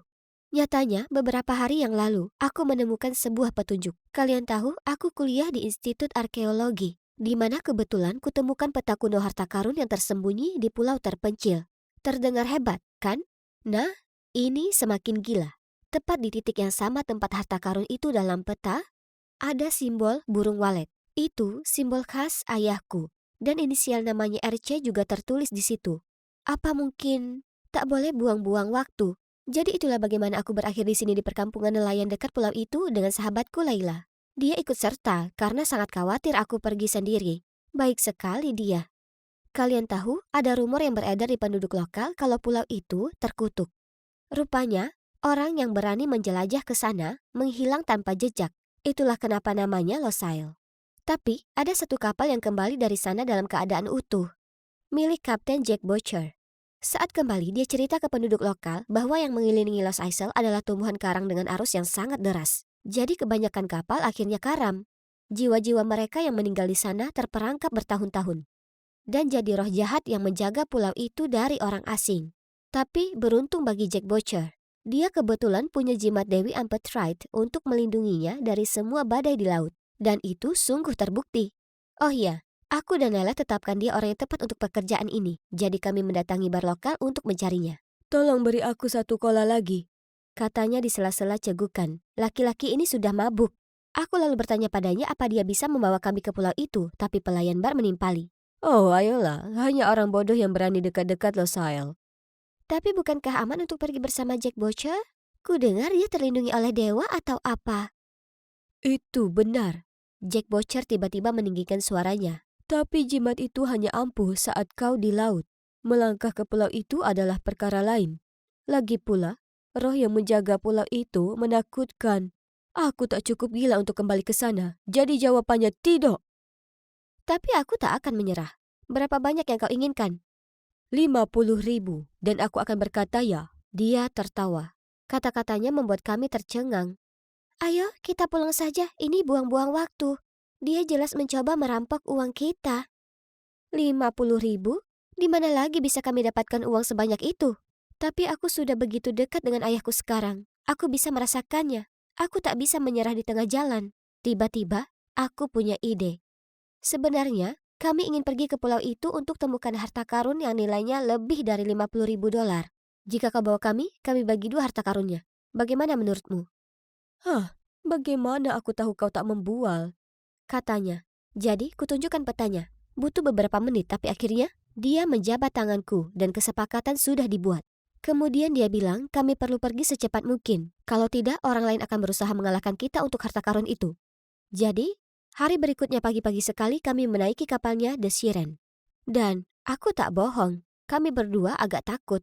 Para pelaut yang lain cukup garang, dan hanya satu dari mereka yang terlihat menonjol karena tersenyum cerah ke kami. Dia lalu mendatangi kami dan menawarkan membawa barang bawaan kami. Dia bersikap sangat ramah dibandingkan yang lainnya. Apa yang lucu? Oh ya, aku Simon. Oh, tidak. Hanya saja kau sepertinya tak cocok berada di sini. Ya, aku tak punya banyak pilihan. Ayahku adalah kaptennya. Mereka berhubungan darah, tapi ia tak terlihat sama sekali seperti Jack Butcher. Dia bisa lihat dengan jelas aku terkejut karena dia berkata, semua orang bereaksi seperti itu. Itu benar. Aku tak terlihat mirip dengannya, ya kan? Ahem. Aku berbalik, menyadari Laila berdiri di sana menunggu kami. Dia tersenyum lebar dan tak hentinya menggodaku saat Simon memandu kami ke kamar. Sejak kapan tipemu berubah jadi pelaut? Aku hanya menggelengkan kepalaku tertawa. Maksudku, dia memang tampan, tapi bukan itu inti perjalanan ini. Kami pun beristirahat. Tapi aku tak bisa tidur sama sekali. Kuputuskan untuk pergi ke dek atas memandangi bintang. Di luar sunyi mencekam. Tapi tiba-tiba ku dengar suara yang datang dari sisi lain kapal. Aku segera pergi melihatnya dan temukan Simon sedang bersandar di pinggiran. Dia mungkin kesulitan tidur juga. Jadi kami akhirnya ngobrol semalaman dan kuceritakan padanya kenapa aku harus pergi ke Long Isle. Dia menatapku dan berkata, aku yakin kau akan temukan ayahmu. Aku tahu kau bisa melakukannya. Dia tampak begitu tulus dan hangat, benar-benar membuat jantungku berdebar. Menjelang siang esok harinya, kami sampai di pulau itu, dan ternyata pulau itu sama mengerikannya seperti apa yang dikatakan Jack Butcher. Deretan batu-batu terjal menjulang dari laut, dengan ombak memecah begitu tinggi. Kupikir kami akan karam dalam sekejap. Kapal berguncang hebat. Tak kusangka kami akan selamat, tapi kami selamat. Setelah hampir menabrak bebatuan beberapa kali, kami akhirnya berhasil melewatinya, dan tak pernah aku sebahagia ini melihat daratan. Bagaimanapun, masih ada banyak rintangan di depan. Di malam pertama di pulau itu, aku meringkuk di tendaku saat ku dengar langkah kaki datang dari luar dan membangunkanku. Segera ku buka resletingnya untuk melihat siapa di sana. Dan itulah saat ku lihat sosok gelap bergegas menuju ke dalam semak-semak. Aku sangat ketakutan. Aku berteriak dan membangunkan semua orang. Setelah memeriksa, Kami sadar semua tas dan makanan kami yang kami taruh di luar sudah dicuri. Mungkin hantu dari pulau terkutuk ini coba menakuti kita. Kurasakan Laila gemetaran di sampingku, sementara aku berusaha keras tampak biasa saja. Tapi Simon tiba-tiba bicara. Apa yang akan dilakukan para hantu itu dengan makanan? Jelas itu beberapa orang. Monyet? Ya, itu pasti monyet. Ya kan, Nak? Nyatanya, mereka mungkin kembali. Jadi sebaiknya kita tetap waspada. Selama sisa malam itu kami bergantian menjaga tenda. Lalu saat matahari muncul, kami mengemasi tenda kami dan melanjutkan perjalanan melintasi hutan. Juliet, apa benar ada hantu di pulau ini? Hantu itu tak nyata, Laila. Aku memulai, tapi kemudian kudapati diriku sendiri berteriak. Kaki kananku terjatuh dan tiba-tiba aku jatuh ke dalam sebuah lubang. Untungnya Simon di dekat situ dan meraih lenganku tepat waktu. Segera ku tengok ke bawah dan melihat ada puluhan patok kayu yang runcing ada di dasar lubang. Apa-apaan ini? Tapi itu bukan satu-satunya jebakan. Saat kami melintasi pulau, kita semua sempat terjebak dalam jeratan. Dari jaring hingga perangkap kaki dari tali, pulau terkutuk ini punya trik tersembunyi. Untung tak ada yang terluka parah, meskipun tetap saja itu sangat mengerikan. Malam itu, aku menuju tenda Simon untuk berterima kasih karena telah menyelamatkanku, dan segera saat dia melihatku, dia menarikku ke sudut tersembunyi dan berkata, Ada sesuatu yang perlu kusampaikan padamu. Aku bukan anak kandung Jack Butcher. Simon! Jack Butcher tiba-tiba berteriak dari jauh. Ayo ke sini, sekarang juga. Aku akan bicara denganmu nanti. Sembunyikan kompas itu dan jangan bilang siapapun.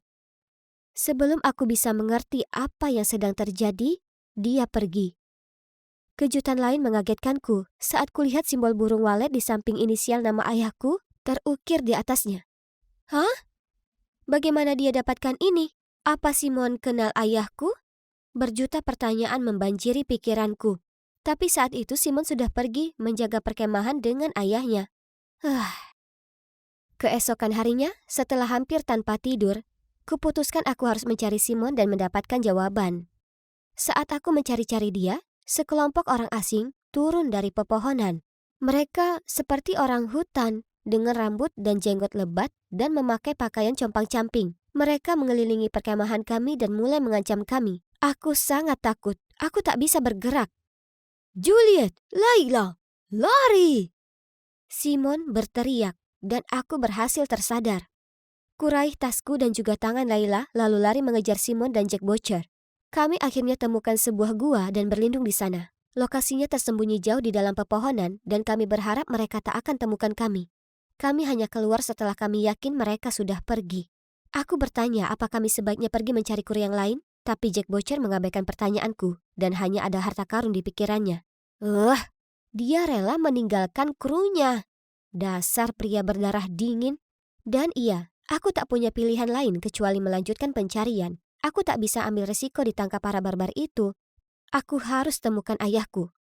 Jadi dengan enggan ku keluarkan petaku dan kami mengikuti arahannya. Peta itu membimbing kami ke kuil batu di tengah pulau. Satu persatu, kami masuk dan menuju ke dalam. Tiba-tiba, Jack Butcher menjerit. Sebuah anak panah terbang melewatinya, meleset sedikit dari pipinya. Ketakutan, dia berubah pucat dan memegangi dadanya. Harta karunmu sebaiknya sebanding dengan semua ini. Kalau tidak... Kami melanjutkan lalu melihat sebuah pintu. Itu dia. Harta karunnya ada di balik ini. Jack Butcher berlari ke depan, membenturkan dirinya ke pintu. Kesabarannya sungguh mulai menipis. Sementara dia berusaha membuka pintu, kulihat ke sekitar mencari petunjuk tentang ayahku. Tiba-tiba, brak, aku berbalik melihat Jack Butcher jatuh berlutut. Dia berhasil membuka pintu, tapi di dalamnya hanya terdapat ruangan penuh vas berdebu, terkelupas dan berselubung sarang laba-laba. Kau menipuku. Ku pertaruhkan nyawaku untuk masuk ke lubang pulau ini tanpa hasil apapun. Jack Butcher lalu menukik untuk menangkapku. Aku berusaha keras menghindarinya. Dia meremas leherku kuat-kuat. Aku tak bisa nafas. Kulihat ke arah Simon, minta bantuan. Dan dia mencoba menenangkan Jack Butcher. Oh, diamlah. Dan kau, bawa semua barangmu ke sini. Atau temanmu ini akan dalam masalah besar. Gemetaran, Laila menuruti perkataannya, memohon agar dia melepaskanku, tapi Jack hanya memberinya tatapan mengancam, sambil mempererat lengannya di leherku. Dia mengkode Simon untuk datang membawakan barangnya. Tidak, biarkan dia pergi. Oh, Sky kecil. Apa kau lupa dengan ayah ibumu? Kau tak ingin mereka terluka, ya kan? Aku sudah cukup berbuat banyak untukmu. Apa yang mereka berdua bicarakan? Ada apa ini? Kepalaku berputar, dan dalam kondisi sesak nafas, aku perlahan kehilangan kesadaran dan pingsan. Saat aku bangun, kudapati diriku berada di The Siren, dikelilingi oleh Laila, Simon, dan... Ayah? Apa aku bermimpi? Apakah ini benar ayah? Mataku kabur karena air mata. Aku bergegas mendekat dan memeluk ayahku. Kemudian aku tahu apa yang telah terjadi.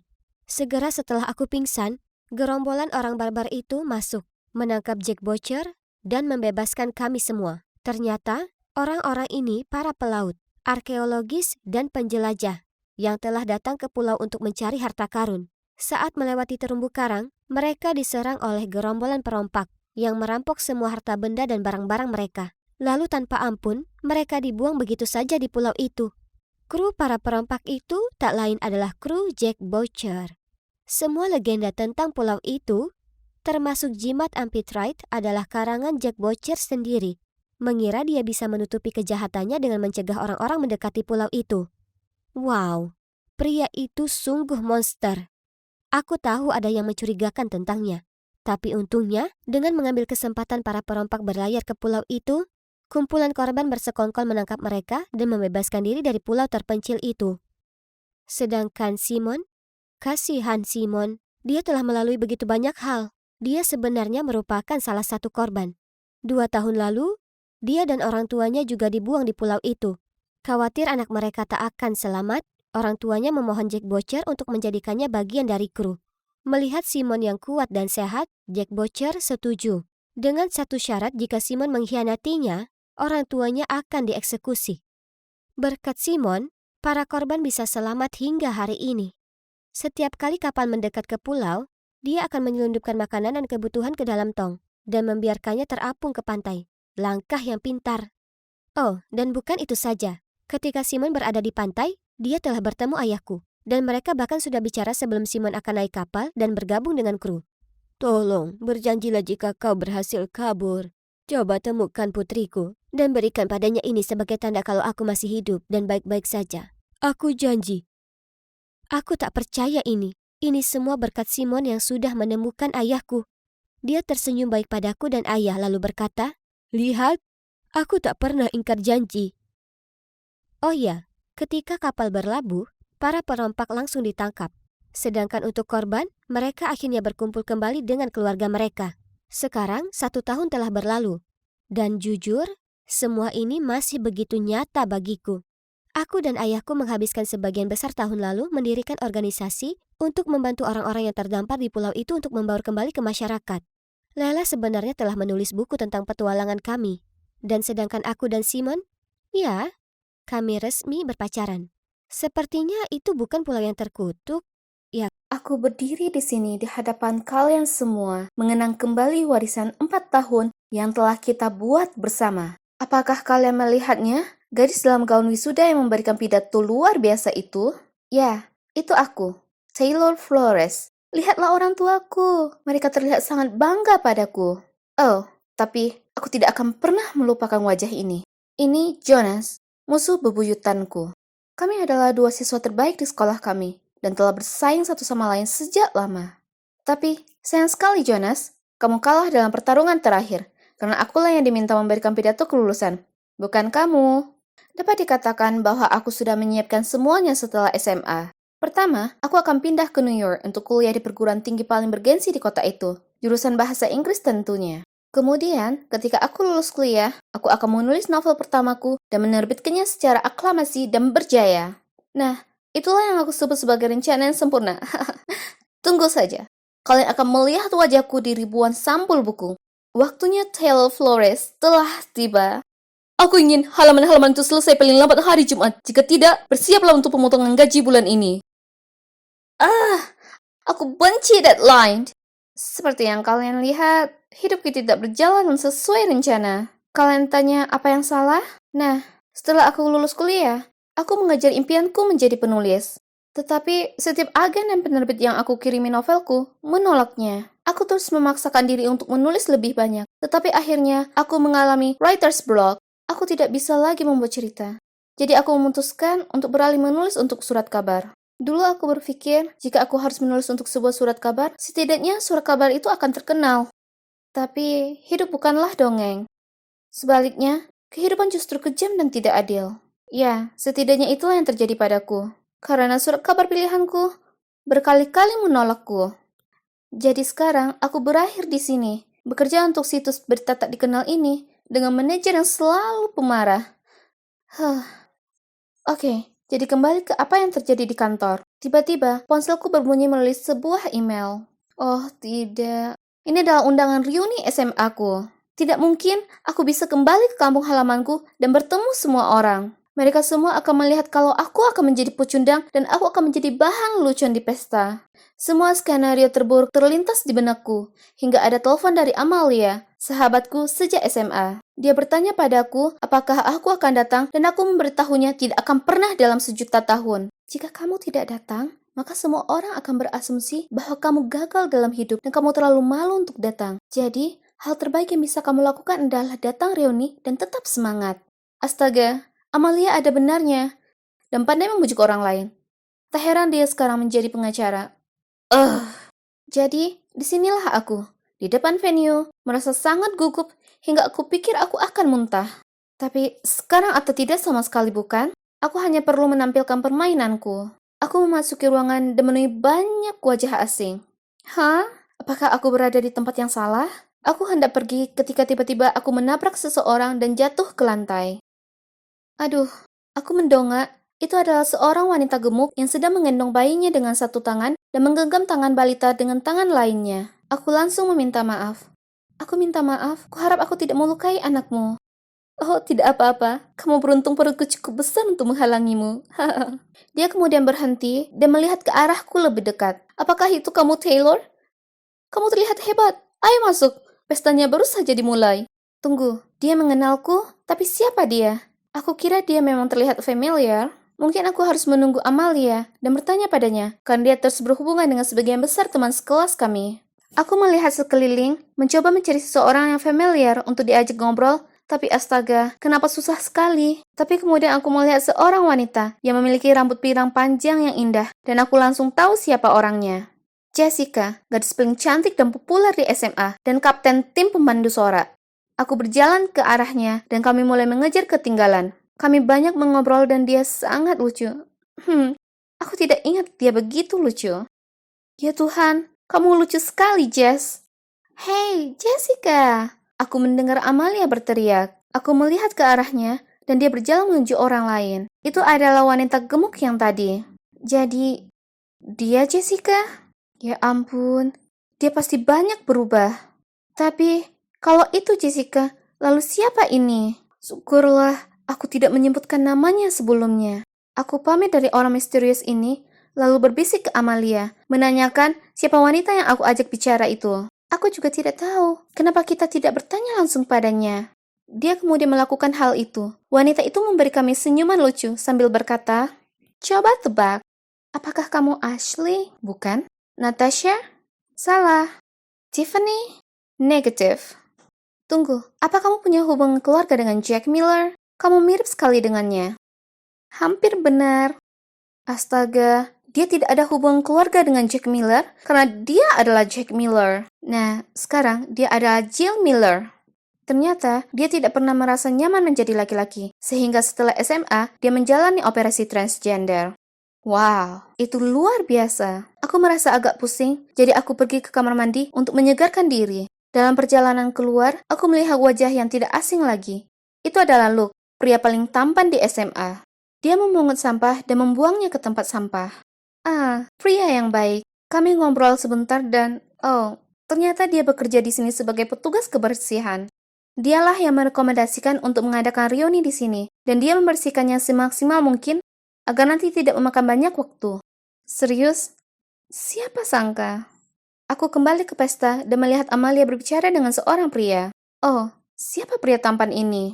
Amalia memberi isyarat padaku dan memperkenalkannya padaku. Aku tidak bisa mempercayai telingaku. Itu adalah Jonas, musuh bebuyutanku. Jonas, kurcaci gemuk dengan wajah penuh jerawat, kini mirip model Abercrombie dan Fitch. Jonas baru saja memberitahuku bahwa dia baru saja dipromosikan ke posisi yang lebih tinggi di perusahaannya. Sepertinya dia masih mempertahankan kebiasaan menyombongkannya. Beberapa hal tidak pernah berubah. Tiba-tiba, Jonas bertanya padaku, "Bagaimana denganmu, Taylor? Bagaimana kabarmu akhir-akhir ini?" Oh, sial. Aku tidak bisa memberitahu dia bahwa aku bekerja untuk situs berita buruk ini. Itu akan sangat memalukan. Jadi, sambil berpikir cepat, aku berkata bahwa aku adalah editor pelaksana untuk surat kabar besar di New York ini. Jonas dan Amalia menatapku dengan kaget. "Di hadapanmu, Jonas? Jika aku punya mikrofon, aku pasti akan menjatuhkannya." Aku bertanya kepada Jonas, dia dipromosikan ke posisi apa, dan dia menjawab, aku mendapat Chief Technical Officer. Usaha yang bagus, tapi itu tidak sebanding dengan pekerjaan aku yang luar biasa. Aku memenangkan pertarungan itu, pecundang. Secara umum, reuni berjalan cukup baik, meskipun aku harus berbohong tentang diriku sendiri. Tetapi apapun yang terjadi, aku tidak akan bertemu Jonas lagi, kan? Salah. Seminggu kemudian, aku menerima permintaan pertemanan Facebook darinya. Awalnya, aku mengabaikannya. Tapi beberapa hari kemudian, dia mengirimiku pesan melalui Messenger, menanyakan kenapa aku tidak menerimanya di Facebook. Itu sangat menjengkelkan. Baik, tapi pertama-tama, aku harus menyesuaikan ulang halamanku. Aku perlu menyembunyikan foto, status, dan tag yang terkait dengan perusahaanku. Selesai. Lalu Jonas mulai mengirimiku pesan. "Senang bertemu denganmu beberapa hari yang lalu. Apakah kamu ingin makan malam kapan-kapan?" Maaf? Apa? Apakah dia mengajakku berkencan? Atau apakah ini sebuah lelucon? Karena aku tinggal di New York, aku mengatakan kepadanya bahwa, dan ya Tuhan, dia juga tinggal di New York. Bagus.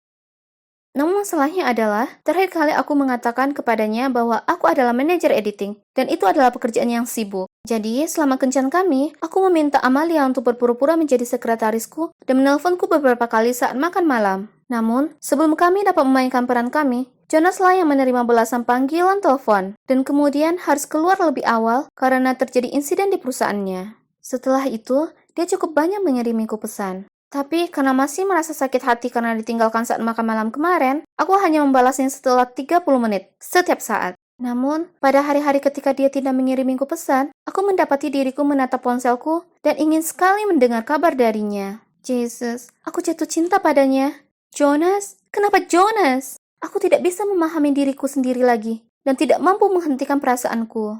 Jadi, saat dia bilang dia menyukaiku, aku bilang aku juga menyukainya. Dan tak lama kemudian, kami menjadi pasangan. Awalnya menyenangkan, tetapi kemudian Jonas bersikeras agar dia mengantarku ke tempat kerja dan menjemputku. Oh, tidak. Tentu saja aku menolaknya, tapi dia tidak mau menerima jawaban tidak. Jadi, ketika Jonas menurunkan aku di kantor palsu, aku harus lari. Tidak, aku harus sprint 5 blok ke kantor asliku agar tiba tepat waktu. Dan kemudian di malam hari, aku harus berangkat 30 menit lebih awal untuk kembali ke kantor lain dan menunggu dia menjemputku. 3 kesempatan pertama, aku bisa mengatasinya, tetapi Jonas ingin mengantarku ke tempat kerja setiap hari. Cukup, aku perlu istirahat dari semua ini. Akhirnya, aku menemukan alasan. Aku membeli sepeda dan mengatakan kepadanya bahwa aku ingin bersepeda ke tempat kerja karena itu baik untuk kesehatanku. Phew. Aku tidak punya waktu lagi untuk berlari 5 blok setiap hari karena aku harus mempersiapkan wawancara penting. Oh ya, aku melamar ke surat kabar impianku lagi. Jika aku masuk, aku tidak perlu berbohong kepada Jonas lagi. Dan untungnya, wawancaraku berjalan cukup baik. Aku tersenyum ketika aku berjalan menuju lift. Awalnya, cuma ada aku aja. Lalu, sekelompok karyawan masuk. Lift hendak menuntuk ketika tiba-tiba dari luar, seseorang meletakkan tangannya di antara pintu. "Mohon tunggu." Dan saat itulah, aku melihat wajah yang familiar. Jonas! Mata kami bertemu, dan kami berdua tampak terkejut.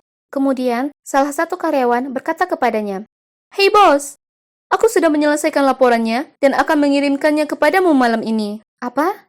Kenapa pria itu berkata seperti itu padanya? Ketika lift mencapai lantai dasar, aku segera berlari keluar. Jonas berlari mengejarku, memegang tanganku dan berkata, "Tunggu, biar aku jelaskan." Apa yang perlu dijelaskan? Kita berdua berbohong satu sama lain. Jonas memelukku dan berusaha membuatku tetap tenang. Lalu dia mulai menceritakan semuanya padaku. Ya Tuhan, ternyata dia adalah manajer editor surat kabar ini. Ya, itu menjelaskan banyak hal. Aku seharusnya tahu dia tidak bekerja di bidang teknologi karena aku pernah memintanya untuk memperbaiki laptopku dan dia akhirnya mengunci diri dari pekerjaan itu. Mendengarmu bilang kalau kamu mendapatkan pekerjaanku, aku terkejut. Aku tidak ingin mempermalukanmu, jadi aku mengambil posisi lain. Jadi dia tahu sejak awal aku berbohong. Lalu kenapa kamu ngotot mengantarku ke tempat kerja? Padahal kamu sudah tahu aku tidak bekerja di sana. Aku hanya mempermainkanmu. Selain itu, aku agak penasaran untuk melihat berapa lama kamu bisa terus berbohong. Aku minta maaf. Tapi sebenarnya, aku menyukaimu. Aku menyukaimu sejak SMA. Saat itu, aku selalu bersaing denganmu karena aku ingin kamu memperhatikanku. Kupikir aku akan membuat ulah. Tapi, kalau dipikir-pikir lagi, itu semua salahku. Jika aku tidak berbohong sejak awal, Jonas tidak perlu berbohong tentang dirinya sendiri. Tepat pada saat itu, aku menerima email dari HRD. Ya Tuhan, aku masuk. Mereka sangat terkesan denganku, sehingga mereka harus segera mengirim email kepadaku. Saking senangnya, aku memeluk Jonas sambil dia berkata, "Selamat newbie, sekarang ayo mulai bekerja. Tugas pertamamu adalah pergi makan malam bersamaku." Ya, jadi sekarang Jonas dan aku bekerja di tempat yang sama. Dan dia bosku. Dulu, aku benci kalah darinya. Tetapi sekarang, dia adalah pacarku. Aku merasa baik-baik saja. Sebenarnya, aku sangat bangga padanya. Lihatlah mereka menggoda, sungguh merusak pemandangan. Tapi, jangan salah. Percayalah, ini bukan keluarga yang bahagia. Wanita itu bukan ibuku. Dia Rochelle, pembantu rumah tangga kami. Aku ulangi, pembantu rumah tangga. Tapi sepertinya dia ingin menjadi ibu tiriku. Kami hanya mempekerjakannya karena setelah ibuku meninggal, ayah dan aku berjuang mengatasi kesedihan kami dan juga kecanggungan kami, jadi merapikan rumah tidak menjadi prioritas. Menurutku Rochelle adalah seorang pelayan yang baik. Tidak dapat disangkal bahwa dia membersihkan rumah dengan sangat baik dan masakannya enak. Namun, baru-baru ini aku memperhatikan bahwa dia selalu memasak makanan favorit ayah. Selain itu, mereka tertawa dan saling menggoda dan terus-menerus saling memberikan tatapan mesra.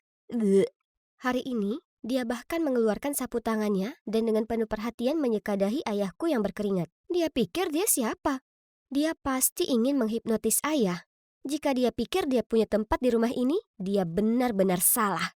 Aku perlu melakukan sesuatu mengenai hal ini. Aku harus segera berbicara dengan ayah. Ayah, ibu belum lama meninggal, tapi sepertinya kamu sudah menyiapkan penggantinya. Bukankah cukup menyakiti ibu dengan berhubungan kembali dengan mantanmu tepat sebelum dia meninggal? Apa maksudmu penggantinya? Brittany, kamu bersikap kekanak-kanakan dan tidak masuk akal. Aku tidak tahu dan aku tidak peduli. Tapi aku ingin Rochelle segera keluar dari rumah kita. Dia pasti sedang mencoba mendapatkan sesuatu darimu. Oke, baiklah. Jika kamu memaksa, tapi pastikan kamu temukan pembantu rumah tangga penggantinya. Jadi ternyata mencari pembantu baru yang sebenarnya bagus hampir tidak mungkin. Lusinan orang datang untuk mencoba, tetapi tidak ada dari mereka yang perhatiannya seperti Rochelle. Oke, bagaimanapun juga, kami masih membutuhkan pembantu. Jadi dengan berat hati aku membiarkan Rochelle tinggal sampai aku menemukan seseorang yang baru. Ini tidak berarti aku akan membiarkan kekesalanku padanya berlalu begitu saja. Aku memutuskan bahwa ketika aku terjebak di rumah yang sama dengannya, sebaiknya aku mengerjainya untuk melampiaskan amarahku. Ketika dia memutuskan untuk memasak, lagi, sup ayam mewah yang sangat disukai ayahku. Aku dengan baik hati menambahkan sedikit garam untuk membuatnya lebih gurih. Tapi entah kenapa, ayahku tetap memuji makanan lezatnya. Dia pasti menyanjungnya, kan? Jadi, aku mencobanya sendiri. Apa? Bagaimana bisa dia melakukan itu? Rasanya luar biasa. Di lain waktu, aku meniru trik yang aku lihat di TikTok dengan menempelkan lapisan bungkus makanan di pintu Rochelle, lalu bertindak seolah-olah ada keadaan darurat. Cepat! Opennya mengeluarkan suara-suara aneh, sepertinya ada sesuatu yang terbakar. Rochelle segera berlari keluar kamar dan, mau tak mau aku tertawa terbahak-bahak. Wajahnya sungguh lucu. Dia kemudian menatapku dengan bingung dan tersenyum tak berdaya. Kenapa wanita ini tidak pernah marah? Baiklah kalau begitu, mari kita tingkatkan. Aku memutuskan untuk memainkan trik pamungkas. Mengetahui bahwa Rochelle sangat takut pada kecoa, aku memotong bentuk kecoa dari kertas dan meletakkannya di balik kain lampu malamnya. Malam itu, aku sedang tertidur ketika mendengar teriakan nyaring. Ah! Dari kamar Rochelle. Ya, berhasil. Tapi dia sangat ketakutan hingga dia pingsan. Ups, apa kalian tahu hal apa yang paling menyebalkan? Bahkan setelah semua masalah yang kutimbulkan padanya, Rochelle masih tetap sangat manis padaku. Dia selalu menawariku kue dan menanyakan tentang hariku dan hal-hal lainnya. Kurasa dia sedang mencoba memainkan peran sebagai seorang ibu dan aku sama sekali tidak menyukainya. Dia tidak bisa membodohiku. Aku tahu dia hanya menerimaku untuk menyenangkan ayahku. Terima kasih kepada Rochelle, aku bahkan tidak pernah bisa merasa nyaman, bahkan di rumahku sendiri. Namun baru-baru ini, seseorang yang sangat spesial telah datang ke dalam hidupku dan mencerahkan suasana hatiku. Itu sepenuhnya kebetulan. Hari itu, hujan turun deras, sehingga genangan air di mana-mana. Aku sedang dalam perjalanan pulang dari toko kelontong ketika sebuah mobil melaju lewat. Aku pikir aku akan mendapatkan mandi gratis. Tapi tiba-tiba, sebuah lengan menarikku ke belakang dan melindungiku dengan tubuhnya. Seperti di film romantis, berdiri di sana seorang anak laki-laki, basah kuyup, menanyakan apakah aku baik-baik saja. Dia benar-benar membuatku terpesona.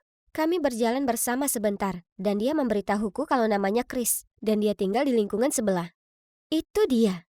Aku harus membuat Chris terkesan dan juga berterima kasih kepadanya karena telah membantuku. Jadi, setelah berpikir matang-matang, aku memutuskan untuk membuatkan dia kue. Aku pernah melihat Rochelle memanggang sebelumnya. Kelihatannya mudah sekali. Jadi aku membuat satu dan memberikannya kepada sahabatku Sue untuk dicoba. Tapi dia meludahkannya dan berkata, menjijikkan. Aku dengan sedih duduk di dapur, menatap kueku yang menyedihkan dan bertanya-tanya di mana kesalahanku. Saat itulah Rochelle masuk ke dapur. Tapi aku kaget. Bukannya menertawakanku, dia malah menepuk pundakku. Kemarilah, kuajari memasak. Rochelle adalah juru masak yang baik, jadi bodoh sekali jika aku tidak belajar darinya. Tapi tidak berarti aku menyukainya, aku hanya ingin memenangkan hati kekasihku. Jadi setelah itu, setiap hari sepulang sekolah, Rochelle memberiku pelajaran memasak. Oke, jadi mungkin dia tidak seburuk yang kukira dulu. Kami mencoba berbagai resep berbeda bersama-sama dan menghasilkan formula sempurna ciptaan kami sendiri. Dan akhirnya, aku bisa membuat sendiri kue coklat berbentuk hati yang indah untuk menyatakan cintaku kepada Chris. Dan apa kalian tahu? Dia menjawab, ya. Aku sangat mencintai Chris, sehingga aku benar-benar lupa tentang konflikku dengan Rochelle. Chris sering datang ke rumahku. Ayahku dan Rochelle menyayanginya. Jadi sekarang, selain memasak makanan favorit ayahku, Rochelle juga memasak makanan favorit Chris. Dia luar biasa. Dia bisa mengingat semua hal yang disukai dan dibenci Chris. Bahkan hal-hal sepele seperti dia alergi kacang. Kami seperti sebuah keluarga. Dan harus aku akui, rasanya cukup menyenangkan. Dan kemudian, entah dari mana, kejutan dalam hidupku terjadi. Ayahku meninggal karena kanker. Aku bahkan tidak tahu dia sakit. Seperti yang bisa kalian tebak, aku benar-benar putus asa dan tidak ingin melakukan apapun setelah itu. Ibu dan ayahku sama-sama meninggalkanku, hanya dalam waktu 1 tahun.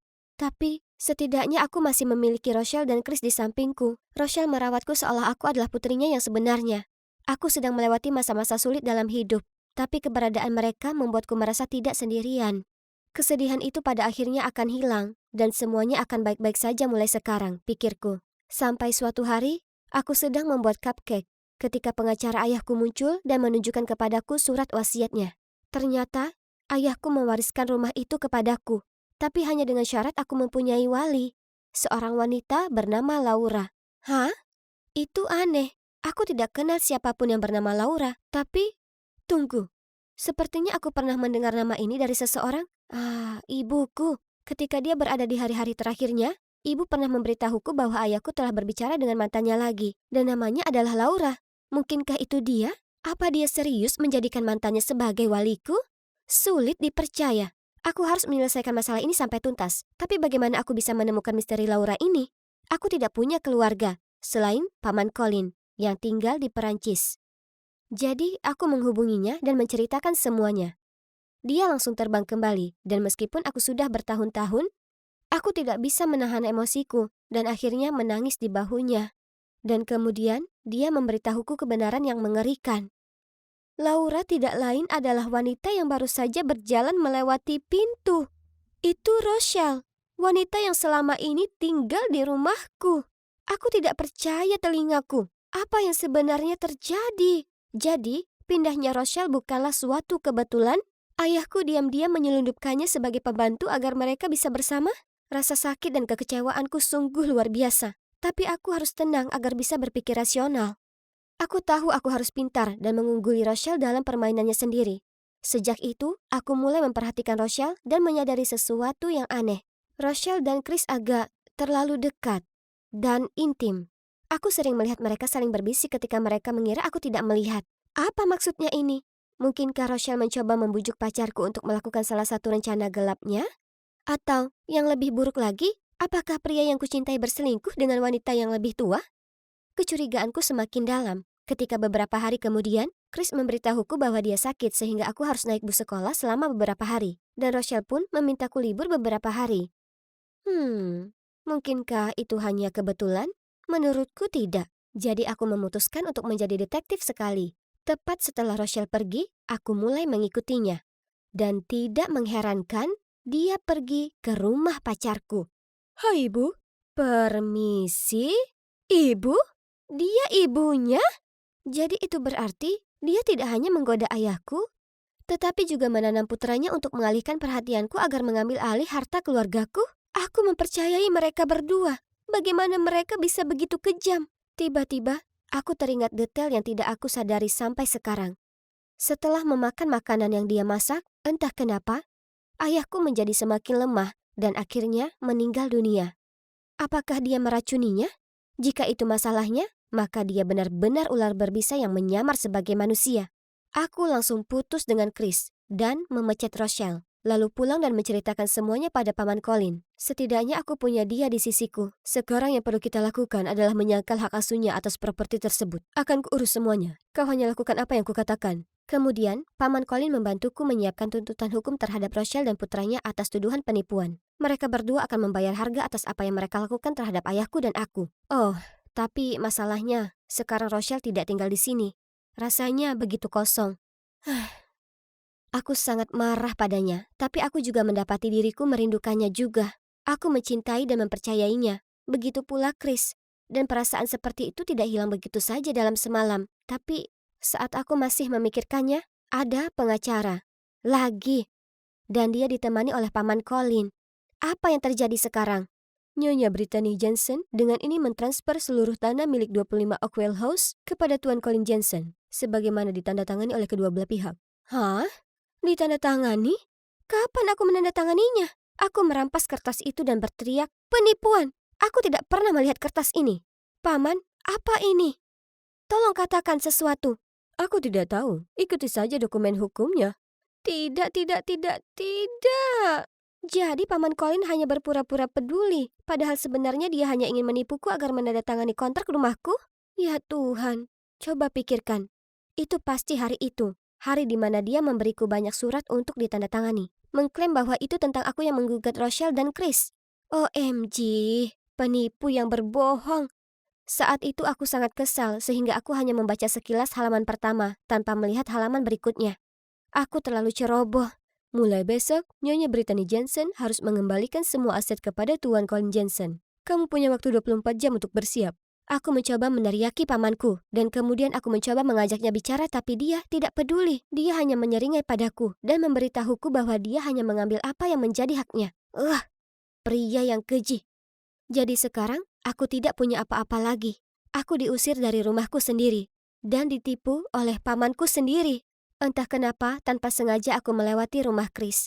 Saat dia membuka pintu untuk mengambil kiriman dan mata kami bertemu. Aku berbalik dan mulai melarikan diri, tetapi Chris menyusulku dan meraih tanganku. Bahkan setelah perlakuan burukku terhadap mereka berdua, Rochelle dan Chris masih mengundangku masuk dan membuatkanku makan malam. Dengan malu-malu aku memberitahu mereka apa yang terjadi. Lalu Rochelle menceritakan semuanya padaku. Ternyata ayahku mengetahui bahwa dia mengidap kanker beberapa waktu yang lalu. Namun dia tidak memberitahuku karena dia melihat betapa sedihnya aku setelah kehilangan ibu. Dan dia takut aku akan terlalu khawatir.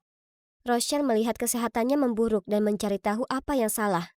Jadi dia menawarkan diri untuk merawatnya karena dia masih peduli padanya. Tapi sebagai teman, tidak lebih. Mengenai surat wasiat, ayahku sangat memahami Paman Colin dan dia tidak mempercayainya. Jadi dia memberikan hak asuh kepada Rochelle. Namun tak disangka, pada akhirnya, dengan bodohnya aku tetap terjerumus ke dalam perangkapnya. Mengenai Chris, aku benar-benar tidak tahu kalian berdua mengenal satu sama lain sampai kamu membawanya ke rumah. Tapi saat itu, aku tidak mau mengaku bahwa aku adalah ibunya dan mempengaruhi hubungan kalian. Maafkan aku, Brittany. Brit, tolong tetap di sini bersamaku dan ibu. Kita akan melewati masa sulit ini bersama, oke? Benar, sayang. Apapun yang terjadi, kami tidak akan pernah meninggalkanmu. Aku minta maaf. Aku salah memahami kalian berdua. Tidak apa-apa. Semuanya akan baik-baik saja mulai sekarang. Kamu tidak perlu melakukan ini sendirian. Ya, setiap manusia punya harinya masing-masing. Ini tidak salah. Hidupku kini tidak seperti kehidupanku yang kaya sebelumnya. Tapi aku memiliki sesuatu yang tidak dimiliki oleh pamanku yang licik dan rakus, yaitu orang-orang yang mencintai dan peduli padaku. Apa yang dilakukan pamanku salah, dan Rochelle serta Chris membantuku mengajukan kasus hukum terhadapnya. Untuk saat ini, aku masih belum menyerah pada passionku dalam memasak, dan masih berlatih dengan masterku setiap hari. Dan tahukah kalian, aku baru saja memenangkan hadiah pertama di kompetisi memasak kota. Benar, sebaiknya aku pergi, karena aku punya rencana memasak besar untuk Rochelle dan Chris.